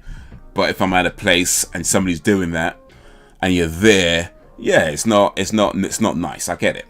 But at the same time, it's like that's that person's right to say so. It's that person's freedom to speak his mind, to say what they think is funny and the way that they think works. And either they get people to laugh or they don't. And if they get everybody laughing but me, it is what it is. You know, there's not much I can do about that.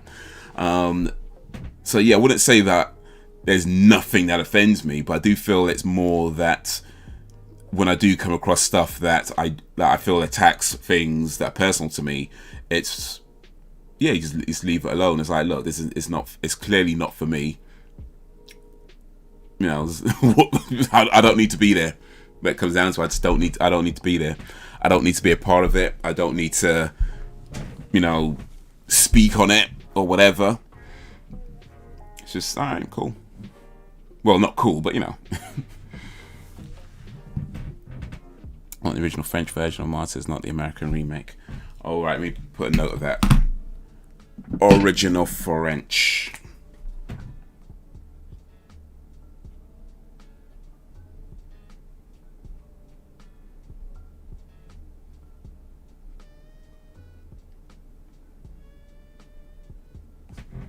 French version.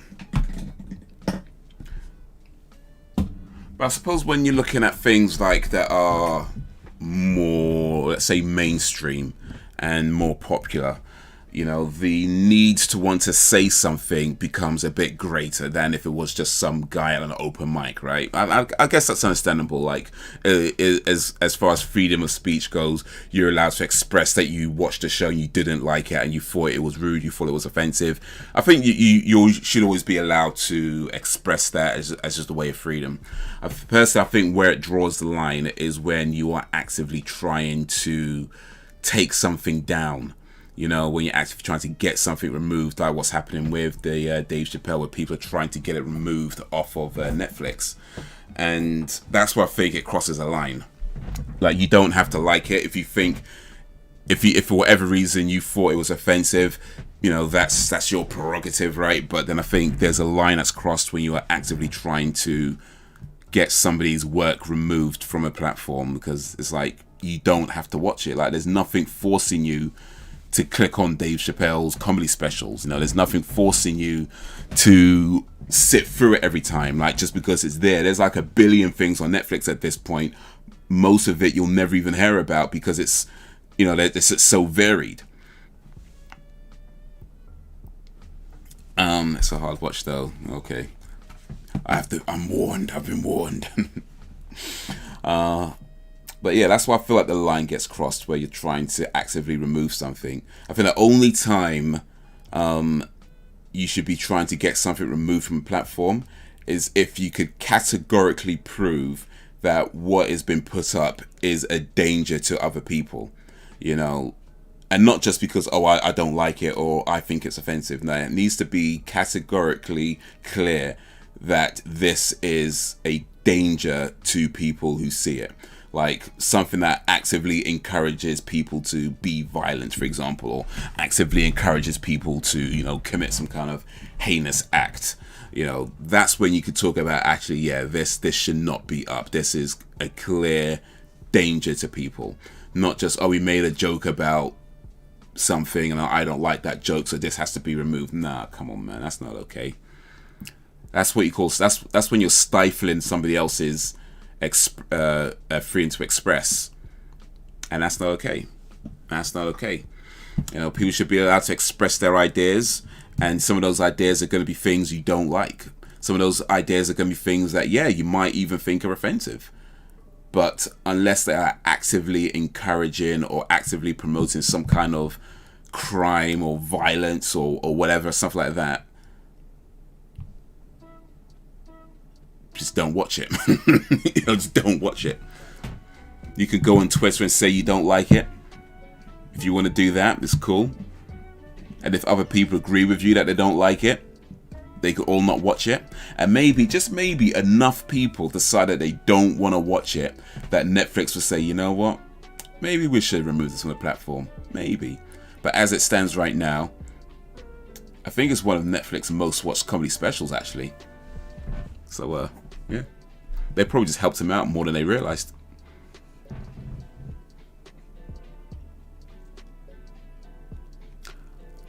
Didn't I hear about the pro Overwatch player that died? No, I did not hear about that. Rest in peace. I haven't seen that Dave Chappelle thing, so I don't know what all the fuss about. Definitely watch it. If you like comedy, I would recommend watching it. Well, assume you like Dave Chappelle comedy, I would recommend watching it. If you're not really interested, if you've watched any of his comedy specials before and you thought, nah, this guy's not funny, yeah, you're probably not going to like it too much. But yeah, if you like Dave Chappelle, or if you just enjoy one of the greatest of all time, certainly one of the greatest of current times, be a master at his craft, then yeah, The Closer is definitely recommended.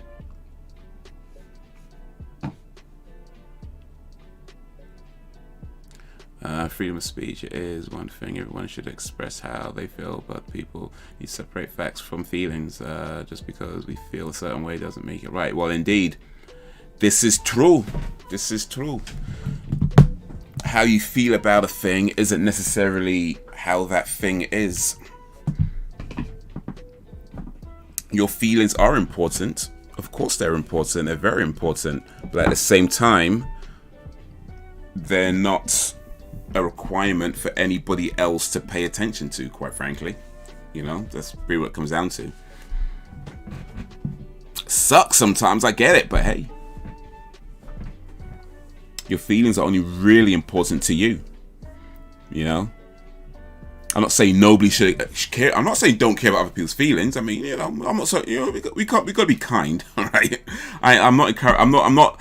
It might sound like I'm saying, yeah, just go out and be an arsehole. No, I don't mean that. I don't mean that. It's good to be kind. It's good to be kind. It's good to be considerate of how your actions affect other people, of course. But at the same time, if you've got something that you want to say, you know, you put it out there. You know, you kind of put it out there with the understanding that some people might like it, some people might not. And that's the risk you take with anything you do. Once you put it out into the world, somebody might like it, somebody might not. You can't please everybody. In fact, I have a friend who says, if you try to please everybody, how's it go? What's she say now? Yeah, she said, if you try to be everything to everyone, you'll be nothing to no one. That's what she says, and I think that's true. I think that's true. If you try to be everything to everyone, you'll be nothing to no one. You can't please everybody. You know, you can't. You got to be true to yourself first and foremost, and go from there. You know, I think what's important is that when you do put stuff out, this is what I say. What does bug me about certain artists, though, certain things where they put stuff out and they themselves don't know why they're doing it. That does bug me, because I do feel like as a creative or an artist, when you put stuff out into the world, especially if it's stuff that you know can cause some kind of offense to somebody, you should know exactly why you're doing it, you know, and it shouldn't just be, oh, I just thought it was cool. You know, I think there should be a better reason than that. That's my personal thing. I'm not, of course, people don't have to follow my thing, but that's something that bugs me when I see artists do stuff where they just put stuff out there and they themselves don't even know why they're doing it, and it just feels more gratuitous than like you actually doing anything, and that's kind of like, that doesn't interest me, to be honest. Actually, I watched it. I like all comedy, especially yours. Oh, big up Frozen Gamer. Men like Frozen Gamer. You know, I do alright. I got a few jokes here and there, you know. Haze got jokes. That's the hashtag. Haze got jokes. Isn't cancelling something because you don't like it the same kind of hate that they felt was placed upon them? It's all a bit hypocritical to me. There's truth there. Yeah, indeed. You know what's interesting to me, actually, something that I was thinking of just recently, actually, is that, I mean, I don't believe, because I mean, the one of the biggest criticisms that Dave Chappelle's getting right now is that people are saying that his words can cause violence, like his jokes about the transgender community can cause violence towards the transgender community. Now, this sort of thing isn't new. Like, people have said this about, you know, video games, about movies, about, you know, heavy metal, rap music, you know, you name it. At some point, somebody said, oh, this causes violence, this makes the kids violent. And over the years, there's been various like studies and stuff like that into the effects that these things can have on people. And overwhelmingly, they've pretty much come to the conclusion that watching a movie or playing a video game or listening to music or whatever it may be does not make somebody become violent, right? Now, what they brought up, or what the argument was brought up in this thing, is about how, you know, people talk about being inspired by something. You know, if you could be inspired to do something good by watching the show, then why can't you be inspired to do something bad? And this is true. But here's where I think the conversation kind of gets derailed a little bit, is there's a massive difference between being inspired to do something and being manipulated to do something. See, if you're inspired to do something, that's because it spoke to something that's already inside you. You know, if you watch a movie about, you know, a guy in a wheelchair, for example, who is being beaten up and he's been bullied and he's been picked on, and then he wants to be an athlete, but, you know, he's had this really terrible home life, and then despite everything working against him, somehow, some way, he makes it to the Olympics. Like, that's an inspiring story, and maybe that speaks to something inside you, because, like, I don't know, maybe you're not in a wheelchair, maybe you haven't been bullied, maybe you don't have everything stacked against you, but maybe, just maybe, it speaks to something inside you that inspires you to maybe try a little bit harder, or to, you know, that's inspiration. It speaks to something that is already inside you. To be manipulated is to make somebody do something. So if somebody watches a movie and then they decide that they're going to go kill somebody, or they're going to go beat somebody up, you know, the movie didn't make them do it. They just saw something in that movie that spoke to something inside them. And the thing about that is that it doesn't even have to be a violent movie for that to happen. Like, there's a book called The Catcher in the Rye, written in or published in the 50s, and written by J.D. Salinger. And that book was cited as a reason why, I think it was like 2 or 3 people that tried to kill a president of the United States. It was attempted murder on one of the presidents. And that book was cited as a reason. That book is not violent at all. Like, there is like maybe, I don't know, I think like the only violence in that book is like he has a kerfuffle with a pimp. Like, he gets into an argument with a pimp. That's about as violent as the movie gets, as the book gets. But people have read that book and tried to kill people and cited this book as the reason. So there was something in that book that spoke to something that was already inside them that made them that inspired them to go do it. It's not that that book was like written and people read it and thought, and it was all about trying to kill presidents. There's nothing to do with killing presidents. Nothing to do with killing anybody. You know, nobody gets killed in that book. So the idea that you could be inspired to do something, I mean, sure, you could be inspired to do something, but that's not on the artist. You know, the people who create things have no control over how their creations are interpreted. You know, because there's like how many different lives that people lived that by the time they watch something that you do, and then they see it and they think, oh, that must mean this. Like, I mean, like The Matrix, for example. How many people watched The Matrix and were like, oh yeah, this is about, you know, being anti-feminist and anti-woke culture and that whole thing. Turns out it was supposed to be an allegory for the transgender experience. You know, so it's like how you intend to do something as a creative versus how people interpret it could be wildly different. So it's not on the artist to be responsible for the fact that somebody interpreted their work in a way that got them to go do something. That's just the unfortunate nature of how things are.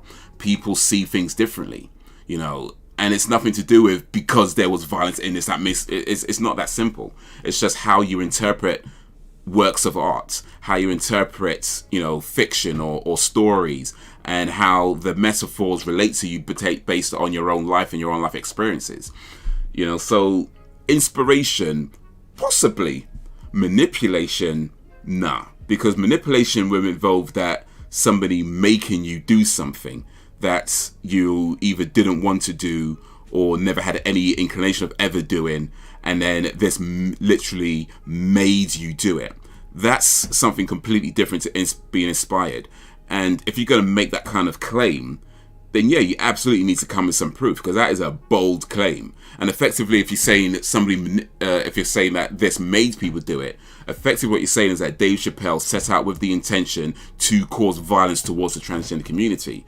That is a massively bold statement, you know. So to throw that out there and not have any proof of it, nah, come on, man.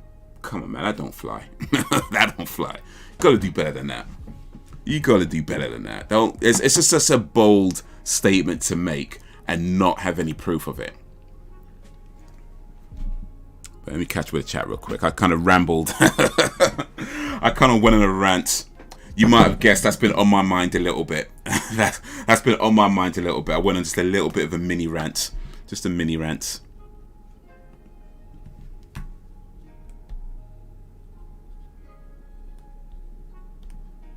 Let me catch up with the chat. 2 cows in a field. One cow says to the other moo. The other cow says, damn, it was... Damn it, I was going to say that. Okay. If people are going to be violent, it's because it's... Yeah, maybe it encourages them, but it's already there. More Combat has yet to stir up violent impulses in people. People do some dumb, crazy shit out of their own free will. Yep. More Combat only inspires me to shout, "Get over here! Get over here!" Or in Corona times, "Stay over there!" I've watched plenty of horror movies, never kill anyone. Yet. There's still time.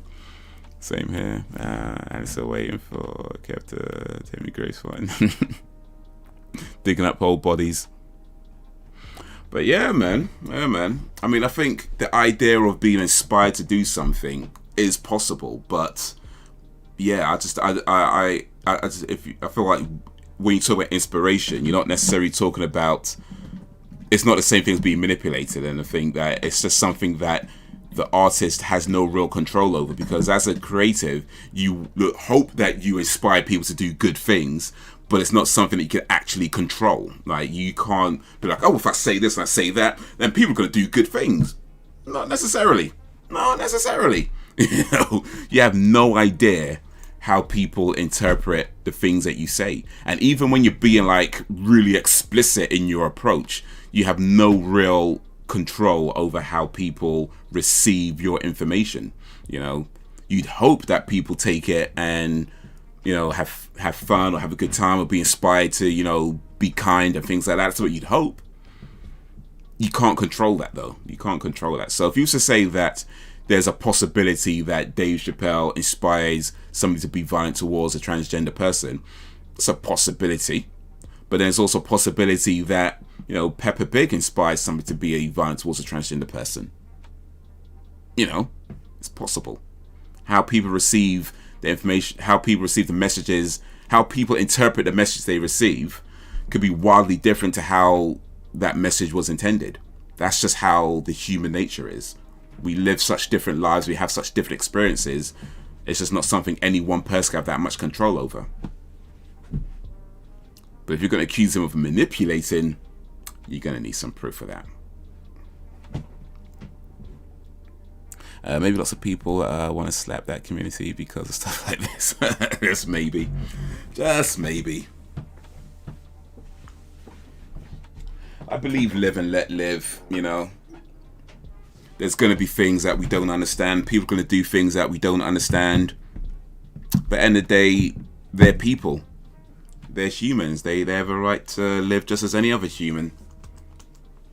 And, you know, they have a right to express themselves just like any other person. Just need to also just be nice if they afforded other people the same rights to express themselves. I'm just saying. Here's something, though. Another thing I was thinking of the other day. And this is where I would get cancelled if I was famous enough. But here's the thing. If if you genuinely believe that Dave Chappelle's stand-up, or indeed any stand-up for that matter, if you genuinely, let's do it Dave Chappelle for now.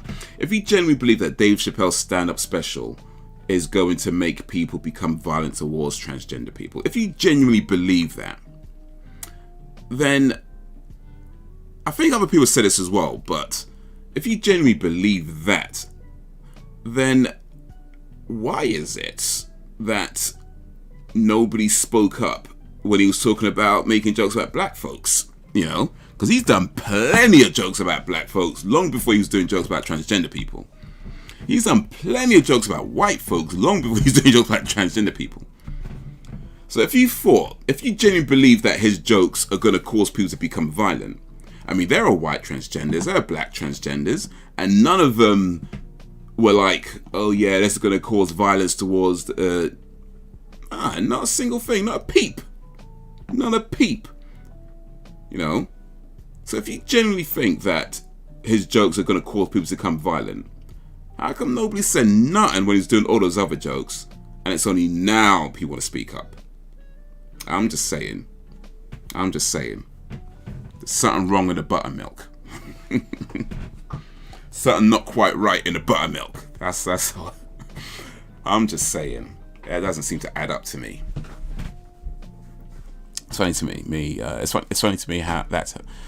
Let me start again. It's funny to me how that community, though, can act so oppressed, but yet come across so entitled. Yet people don't want to talk about that. Not all. Let me make that clear. You know what? I think when the whole thing about not all. I mean, I feel like that's always clear. I mean, we generalize when we speak, right? I think that's kind of how humans generally communicate. You know, we generalize a lot, we exaggerate a little bit. You know, this is normal human communication. But yeah, I guess sometimes in today's culture, you gotta have that clarity. Not all. But yeah, I get it. To me, it's clear. I feel like that's always clear. Whenever time somebody says such and such, they're just generalizing. That to me is always clear. And I think for most times, your generalizations are fine. Every now and then, yeah, generalizations aren't really too appropriate. But for the most part, they're fine, I think, because it's just how we communicate. And we think we all pretty much understand that. But I don't know. I mean, people are weird these days. They want to just nitpick on all kinds of stuff. It's like, dude, come on, man. You know we're just generalizing because that's how people speak. I have to keep saying it, though. You have to keep saying it. Somebody's not going to understand. So it's like, yeah, got to be clear. Not all. Even though they know you're not talking about all. They know it. They know you don't mean all of them, but they're going to nitpick on that anyway. Nitpicking can be fun. I nitpick on movies a lot, but other times it's just inappropriate and not necessary. But hey, I'm just some Ghanaian in it. Anyways, I watched and played violent shit since I was a kid. Glad my folks weren't too PC much. Israel didn't tell people to go and try themselves with trans people. They believe in what they want to. Indeed, man. Yeah, it's gay, and she thinks the LGBT community goes too far. Tell him.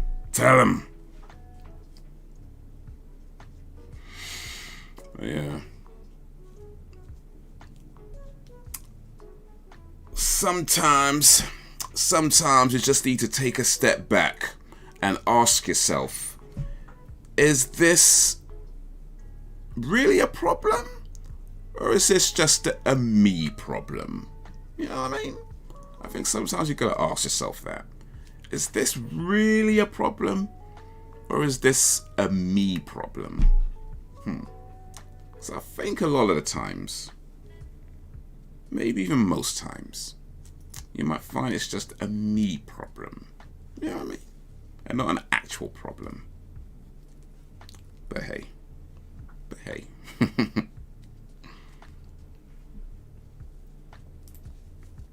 I'm just saying.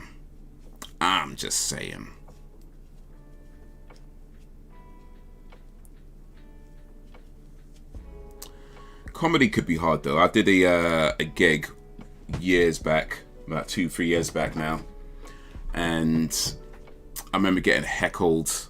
I was trying to tell some jokes. Funnily enough, the jokes involved transgender people as well. And the thing is, I couldn't even get the joke out because the moment I said transgender, like, this woman started heckling me in a crowd. And granted, she was drunk and she was heckling just about everybody that day anyway, so I wasn't being picked on or nothing like that. But yeah, it just, I'm not like a professional comedian. I'm pretty new at this. I haven't had a lot of stand-up comedy experience. So getting heckled for the first time, and so far only time, it was kind of like I'm trying to ignore it. I'm trying to, think of something witty to say at the same time. I'm trying to move on with the show, and it just threw me off. It ended up throwing me off my set. I think I've got a few jokes out, but it threw off my set so much. I had to like pull out my notes and be like, what am I trying to say? And just forgotten what I was trying to say and pull out my notes and be like, literally the only time I've ever pulled out my notes on stage, because I just forgot what I was trying to say because I was so like frazzled by everything. It was just like, yeah, that was it. So yeah. But I learned something that day. That, because in my mind, I felt like I knew that I wasn't trying to insult anybody, right? I knew that. I know myself, and I know that I'm not the guy who's going to be insulting people, right? That being said, I think it's important to be mindful of how people perceive you, right? Because people look at you and they're going to think all kinds of things, and that's not something you don't have any control over that. But people will look at you and they'll see something and they'll put you in a box and decide that you're that guy. And even though the box they put you in is nothing like who you are, you can't help that they've put you in that box and they've made these assumptions about you. But what you can do is try to use it to your advantage if possible. So yeah, that's what I learned that day. It's just kind of be mindful that how you come across and how people might perceive you, and how to and try to use that to your advantage, if at all possible.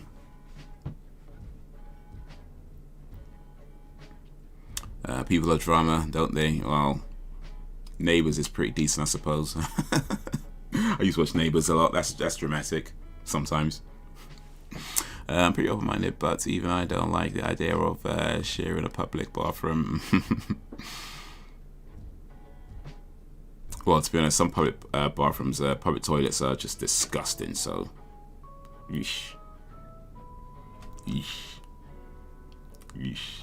Matter of fact, I feel like I've become kind of a toilet expert over the last few years. The amount of places I've had to go find a place to use a toilet someplace, and it's like, you know what I find actually? Tesco's toilets are weird. Like, Tesco's toilets, you go in there, and because by the way, I'm a cubicle guy. I don't use the urinals. Never. I never use the right. Well, maybe not never, but mostly I don't use the urinals. I go to the cubicle. You have to wipe up afterwards. You know what I mean? I ain't no dirty man. You wipe. You shake. You wipe. That's how I do it. You shake, then you wipe. Anyway, that's besides the point. But the thing is, you go to the cubicle, right? In Tesco's toilets, and the toilets don't have seats. They just have this ceramic bowl, right? And no seat. And not like, I don't mean like the seat's been removed or it's been broken off or somebody stole the seat. No, they're designed to not have a toilet seat. It's just a ceramic bowl that you're supposed to sit on. Who's sitting on that? Here's the thing. I don't take shits outside my house, number one. But sometimes when you find yourself in situations where you got to do what you got to do, and you come across a toilet like that, you have to put the most amount of toilet paper around it, because you're not putting bare skin. At least, I don't know, I hope nobody's putting bare skin on that ceramic bowl, because that is a terrible idea. Like, you have to put the layers of toilet paper around the rim before you even squat down, and hold on to something that you don't retouch it too much. I'm just saying, like, who's sitting on that thing? Why would you have a toilet and no seats? That makes no sense at all. No sense. And in Sainsbury's toilets, like, I don't know if they're worse or better than Tesco's toilets, but Sainsbury's toilets look like, they have toilet seats at least, but they look like they stolen from a prison. Like, you ever see those movies where they got like a prison cell and they got those metal toilets inside a prison cell? Like, that's what Sainsbury's toilets look like. The metal toilet that is stole out of a prison and shoved it in their toilet room. That's what they have, but they have seats at least. At least Sainsbury's toilets have seats, so that's something. Sainsbury's also have like sinks where you can wash your hands properly, right? Tesco's have these like machines where you put your hand in the machine and it automatically spits out the soap, and then it puts out some water and it dries your hands. At least that's what's supposed to happen. But anytime you use the machine, there's either no soap, water, and a dryer, or there's soap, water, and no dryer. There's always something missing. Like, there's like I think there's only ever been once where I got the soap, the water, and the dryer. I feel like it's only been once, maybe twice, but certainly very, very few times where I've got the soap, the water, and the dryer. Most times it's like there's something missing. It's usually no soap, water, and a dryer. That's usually what I get. I just get the water and the dryer and no soap. Or I get one time I got the soap, the water, and no dryer. It's like, dude, come on. It's like I don't know. I guess Sainsbury's wins on a technicality. They have slightly better toilets on a technicality.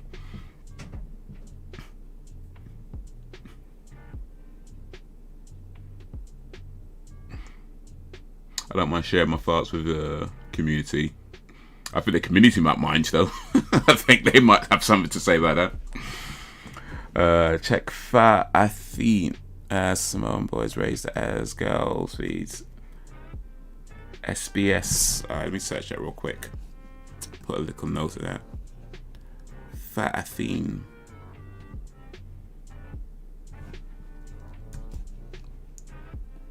Is that on YouTube?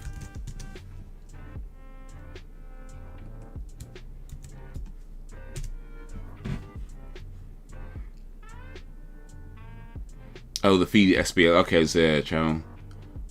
Simone boys raised as girls.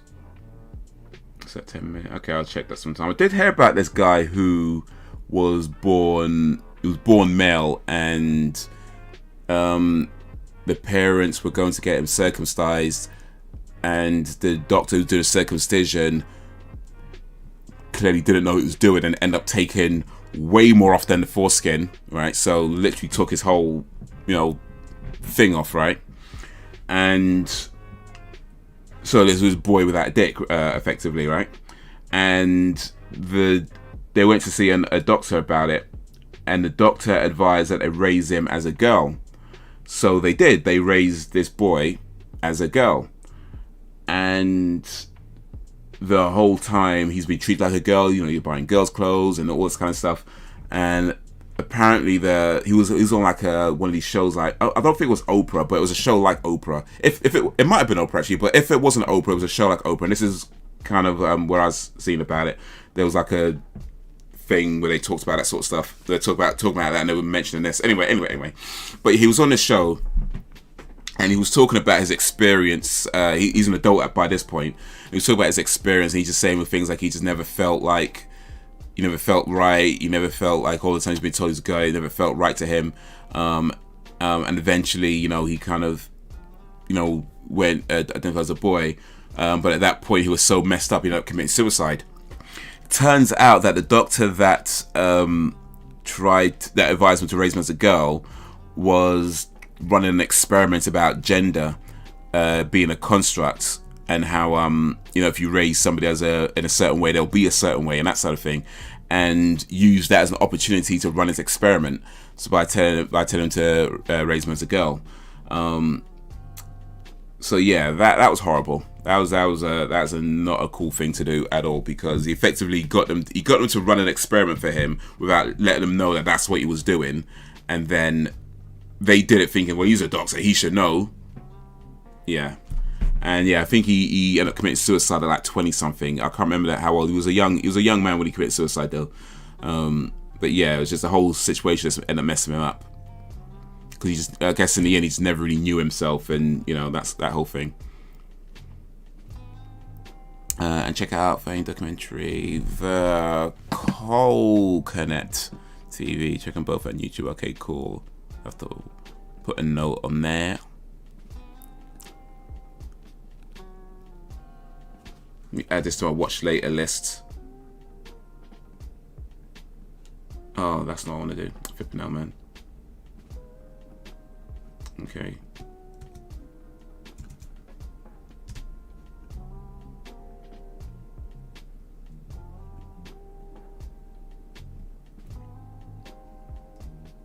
Oh, that's a long one, 46 minutes. Okay, yeah, put it on watch later list as well, some other time. Excuse me. That can't be comfy if you need to crap. You know what? Listen, the amount of times I need to take a shit and I've just held it. I just held it. Like I say, I don't take shits outside my house. Like if I've ever taken a shit outside my house, it's an emergency. Like that's literally it. There's if I could hold it, I will hold it.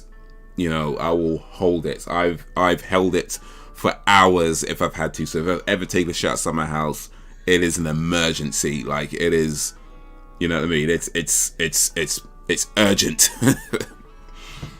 Otherwise, I will be holding it and I will be uncomfortable until I get home. That's how I roll. I will just be uncomfortable for however long it takes me to get home.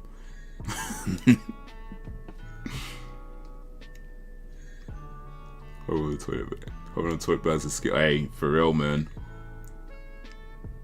Some of the cubicles have like bars on they put on the side, so like, you know, he's supposed to help you out for people who have like mobility issues. But if they have those bars, you can also use them to hold on to, so you can just like help with squat. Not what they're designed for, but hey, you gotta do what you gotta do. Yeah, they're on YouTube. I first saw a video on it when I was 10 years, 11, and those two aren't the one I first saw. Even then, I was like, there's only he and she. I saw this video of a trans couple who had a baby and raised him as non-binary.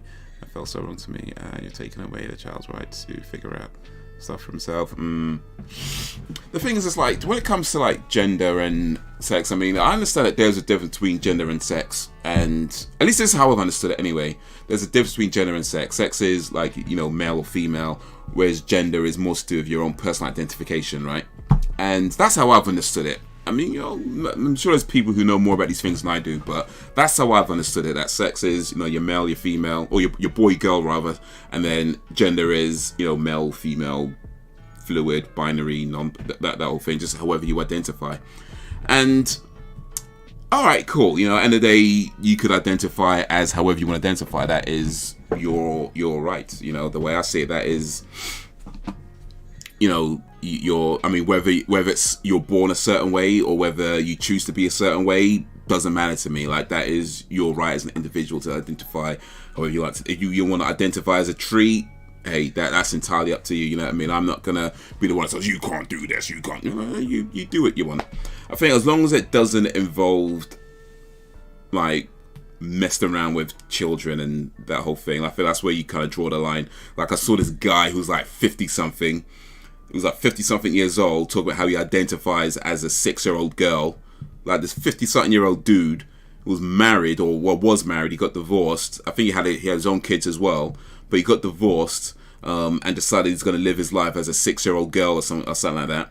And then his family took him in, and they let them like hang out with their real, actual, you know, young child. Bruh, listen, yeah, I just hope that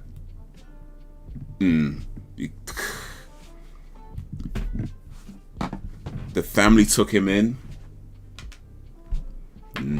I just hope that girl's okay. Let me just put it that way. I don't follow the story. I don't know what happened next. I remember hearing about it a while ago. And I was like, right, listen, you're free to identify however you want to identify, but when you start messing around with kids like that, but the family took him in. That's the thing. The family took him in. They took him in. They're like, yeah, we're gonna have this 50-year-old man pretending to be a 6-year-old girl and let him play. They took him in and accepted. All right. Not my place. Not my place. I just hope that little girl's okay. That's all I'm gonna say. I hope that little girl's okay. Identify as coffee. Was that hot and bitter?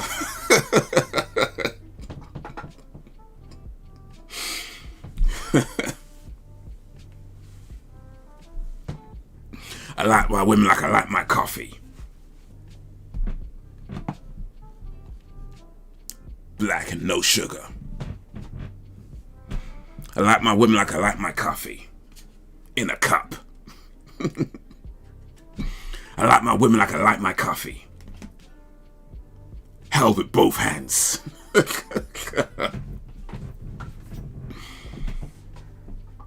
Actually, that's just true, to be honest with you. That's just true. I mean, one hand's good. Two hands are better. You know, get a good grip with two hands. You know, more space to cover. Yeah, even when I learned about Fathine, I just said 10, 11, I'm like, there's no first gender. Over my dead body, would I let him around my children? For real. I drink my coffee black. Maybe I shouldn't.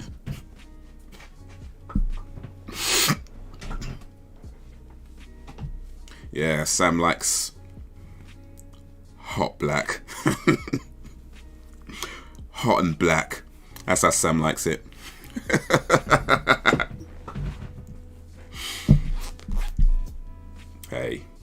Hey.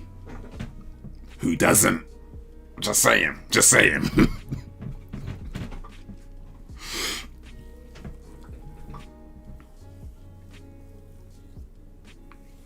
Yeah. There's a weird old world out there.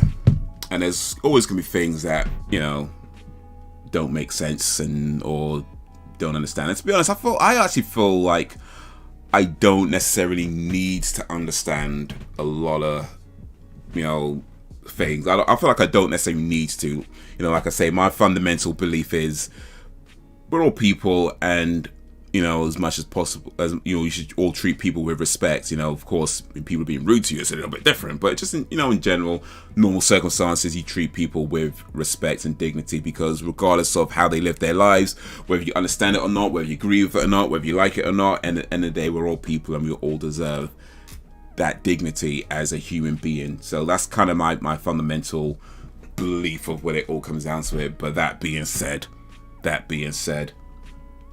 yeah.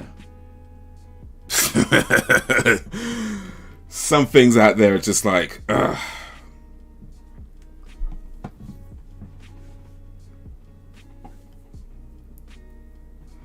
You know what? Maybe I should identify as a white man, and maybe I can get some of that white privilege.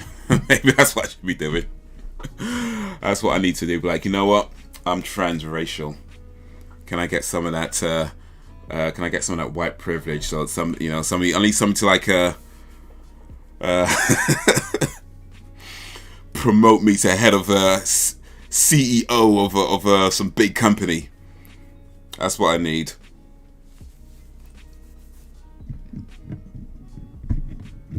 I have to change my name to Brian though, probably. Or even better, Benedict. Yeah, I think that's a bit. Yeah, Benedict. I'm gonna have to change my name to Benedict.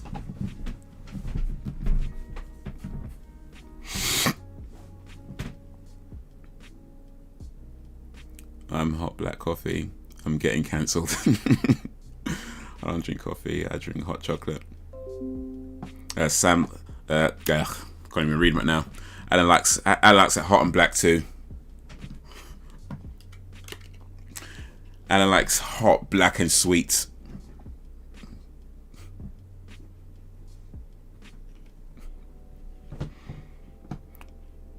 Well, I guess technically more brown than black, but still.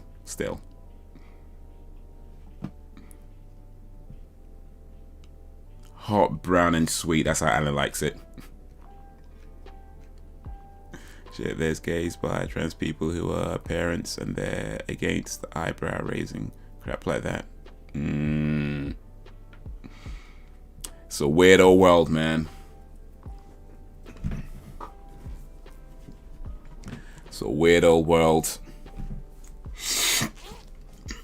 Ugh.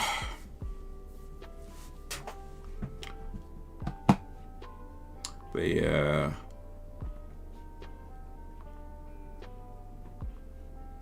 Yeah, I'm gonna check these documentaries at some point. Maybe Wednesday. Actually, I think I got some time on Wednesday, so I might put it on the background. And it's very Moorish. Well, they do say once you go black, you don't go back, so that just makes sense. I'm joking, by the way. That's all good, Sam. It's all good. We have fun here. We have fun. We have fun. We make fun. It's all good. It's all good.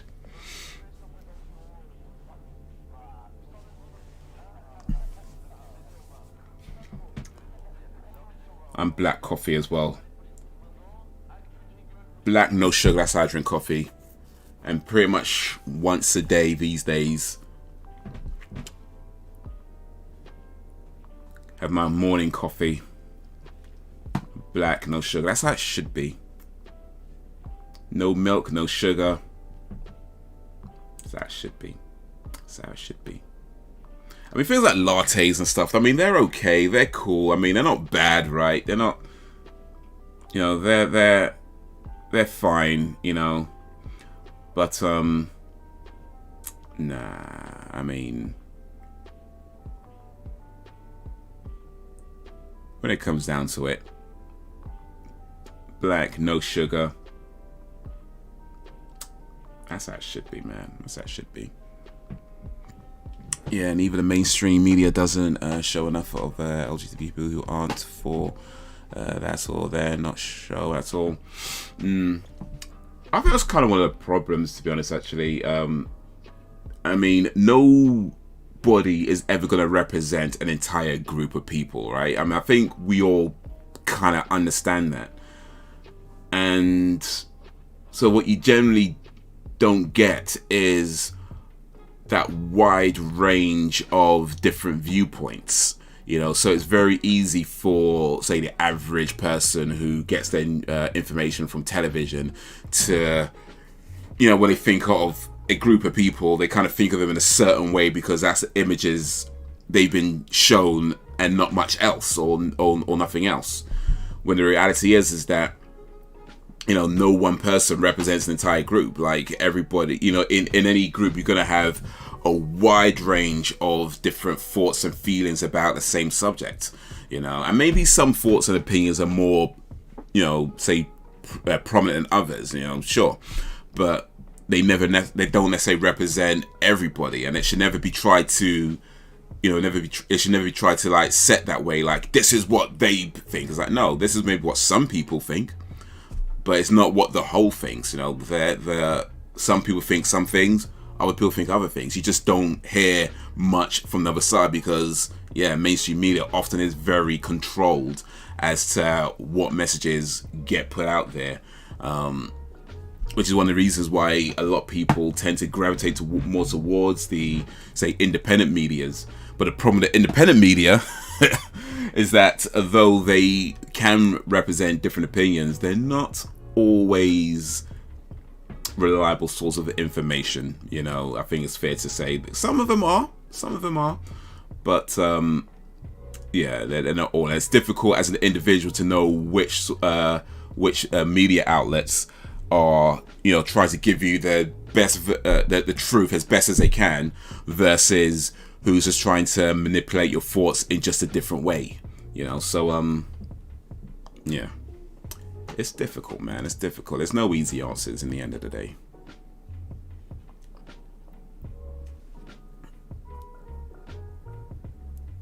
I don't have sugar either. Black, strong, and bitter is how it should be. Yep. Blair White is a good role model for that community, but they hate her. Okay, she's the yeah, I've seen her pop up on YouTube. I haven't really watched much of her stuff, but yeah, I know you're talking about. I know who is just talking a biz out. I like my coffee black with sugar. The only creamer I like is French vanilla.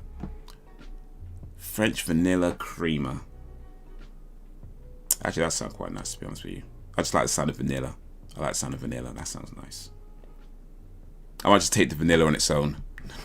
French vanilla on its own and leave the coffee out of it. Have the coffee separate and then French vanilla on its own. I might do it that way. Right, no one's ever going to represent the whole group yet. Yeah. You know. But I mean, I understand, like, if you look at, say, media, you know, TV, movies, that sort of thing, over the past however many years or whatever, right? Not every group has been represented fairly, right? Not every group has been represented in equal or even amounts. And when that happens, or because of that, perhaps, is when someone does get, when someone from that group gets onto that stage, you know, there's this kind of pressure, if you will, to be a representative of everybody, which you can't do. You know, you just can't do. You can't represent everybody. You could only really ever truly represent yourself and perhaps a few people who happen to, you know, think along the same way as you, or have a similar life as you. You can never represent everybody, but there is that pressure. And I get it when there's so few people from a particular community that get to that stage. When somebody does get to that stage, it's, oh, this and that and this and this and this and that, and there's so many voices trying to be heard and trying to be represented in this one person. It's never going to happen. So somebody's going to be disappointed. Somebody's going to look at it and be like, no, that's not good. You know, somebody's not going to like it. It sucks, but hey, not much you can do about it, aside from getting more people onto that stage that have different views and have different things to represent. You know, that's pretty much it. But of course, that's easier said than done. Get into that stage. I mean, the hurdles you go through is crazy. Like, and that's for everybody. Like, regardless of, you know, skin color, gender, sex orientation, you know, regardless of any of that, it's tough for anybody to make it to that stage. It can be tougher, sure, for other groups, and different hurdles certainly for depending on which groups you're from. But regardless of where you're from, it's tough to get to that stage. So like, it's very easy to be like, oh yeah, just do this, just do that. But the reality is that not everybody who tries to get there gets there. Most don't. You know, most don't. Most, you know, whether they stop along the way, they give up along the way, they decide it's not worth it anymore, or whether they just keep trying but they never make it. You know, it's not, most don't get there. You know, most time you hear about, it's like for every, you know, one famous actor you hear about, there's like a million actors you'll never even know even tried. You know, you'll never know, because so many people are trying to get to that spot, and there's only few spots there. So yeah, easier said than done. So when somebody does make it there, I get it. There's that pressure to represent everybody, but you just can't do that. You just can't do that.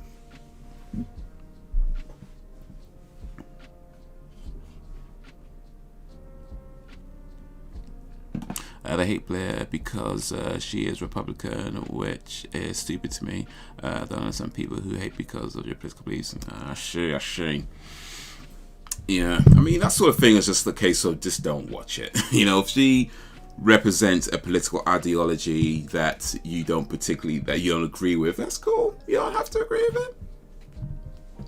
Just don't watch it. Just don't watch it. You don't need to hate people over it.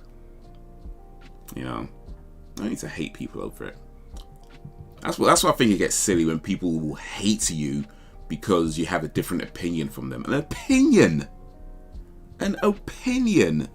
People will hate you because you have a different opinion than them. That's crazy. How did we get there? Like, how did we get to that point where, I mean, think like Brexit, for example. Like, families split up over Brexit. There's people that don't talk to each other because of their positions on families that don't talk to each other because of their stance on Brexit, you know, because one side voted to leave, another side voted to stay, and now they don't talk to each other. You know, this whole mask thing and the vaccination thing as well, like there are people who are, it's so polarized right now. It's so polarized. Like you're either there or you're there, and if you're there, you're the enemy, and I hate you because of it. Forget the history that you've had together, whether it's friends or family or anything. Forget all the good things that person's done for you, or all the times you've, you know, shared, the time you spent building a relationship. Forget all that. It's, oh no, you have this opinion now, so now I hate you. That's crazy to me, man. Like, how did we get there?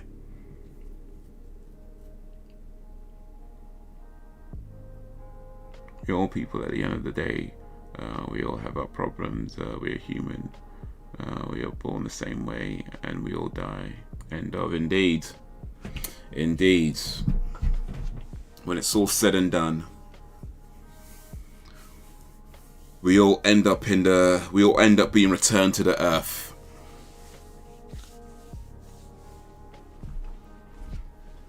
Whether buried or burned, we return to the earth. Whether buried, burned, or lost at sea, we return to the earth, one way or the other. Hey. I didn't vote leave because I didn't like the fact that it was focused so much on immigration.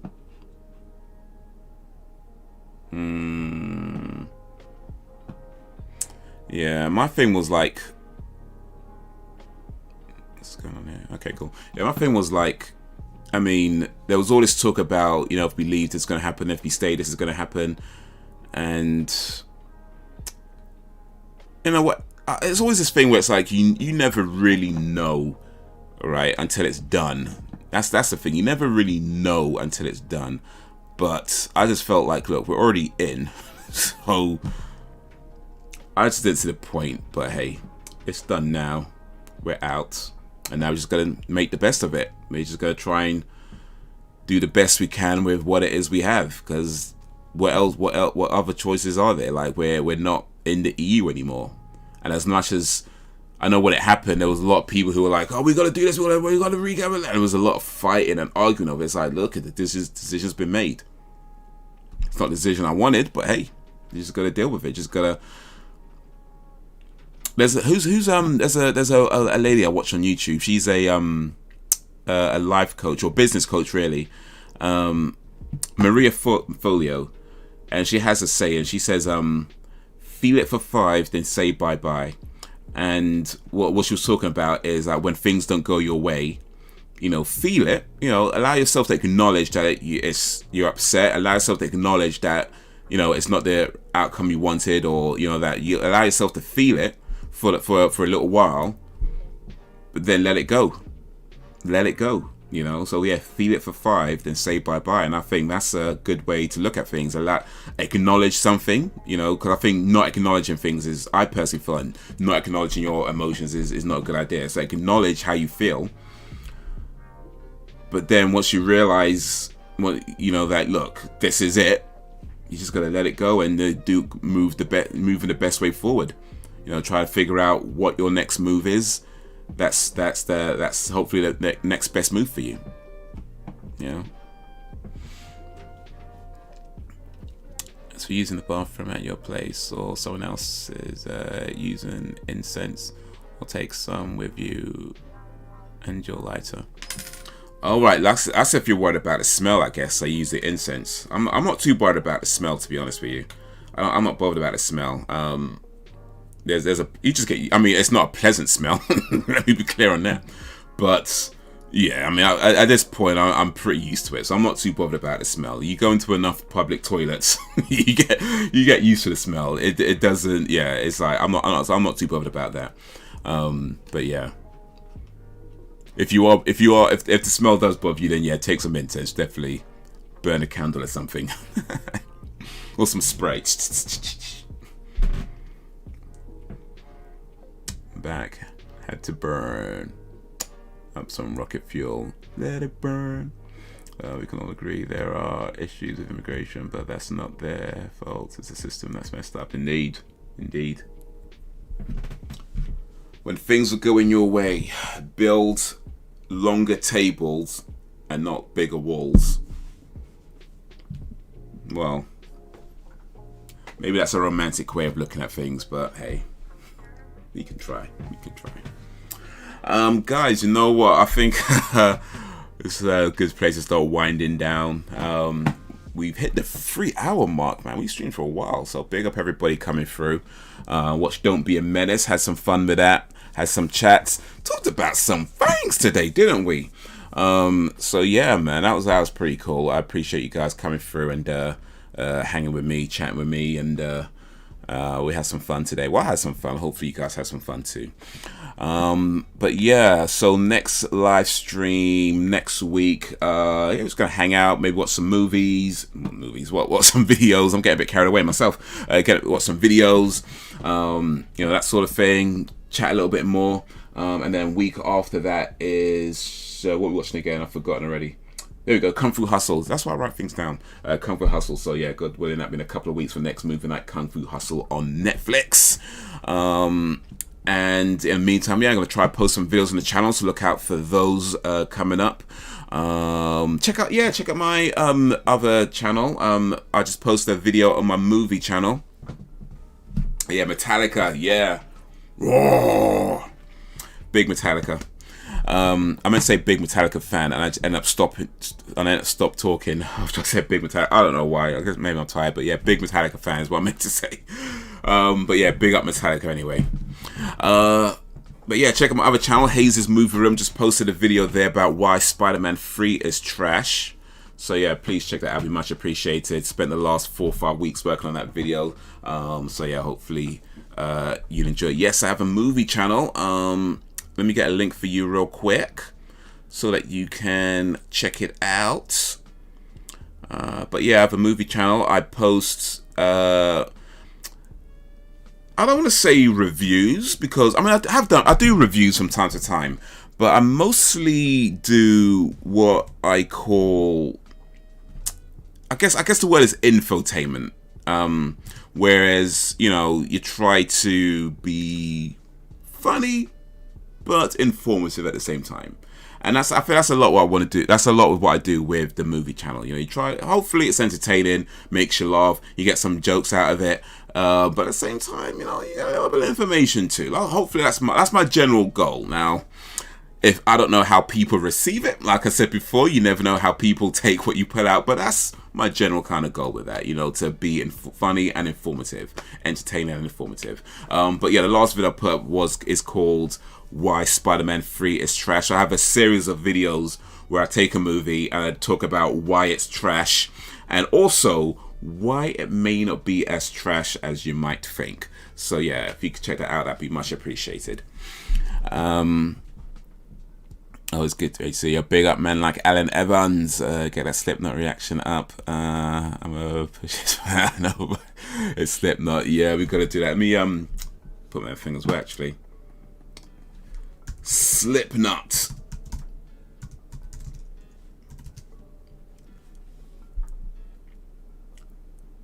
Well, if you don't fall over, does that mean you slip not? Alright, here we go. So Slipknot. It is called the Chapeltown Rag. Got released 3 days ago. And it has 1.2 million views on it. So yeah. Try and have that up maybe, if not tomorrow, then maybe Wednesday. I'll try to have that up by. But yeah, we'll do that. That's the plan. Slipknot. I've got a Slipknot t-shirt somewhere. But yeah, maybe I'll have to dig it out and wear that for the reaction. So yeah, we'll do that. That's the plan. But yeah, guys, that's gonna be it for the minute. To all the talkers and the stalkers, to the stayers and the strayers, I appreciate you and all that you do, whether you stayed for a little bit or stayed for a lot of bits. big up to you and your crew. But yeah, look up some videos, check out my other channels. Guys, until whenever, if ever, peace.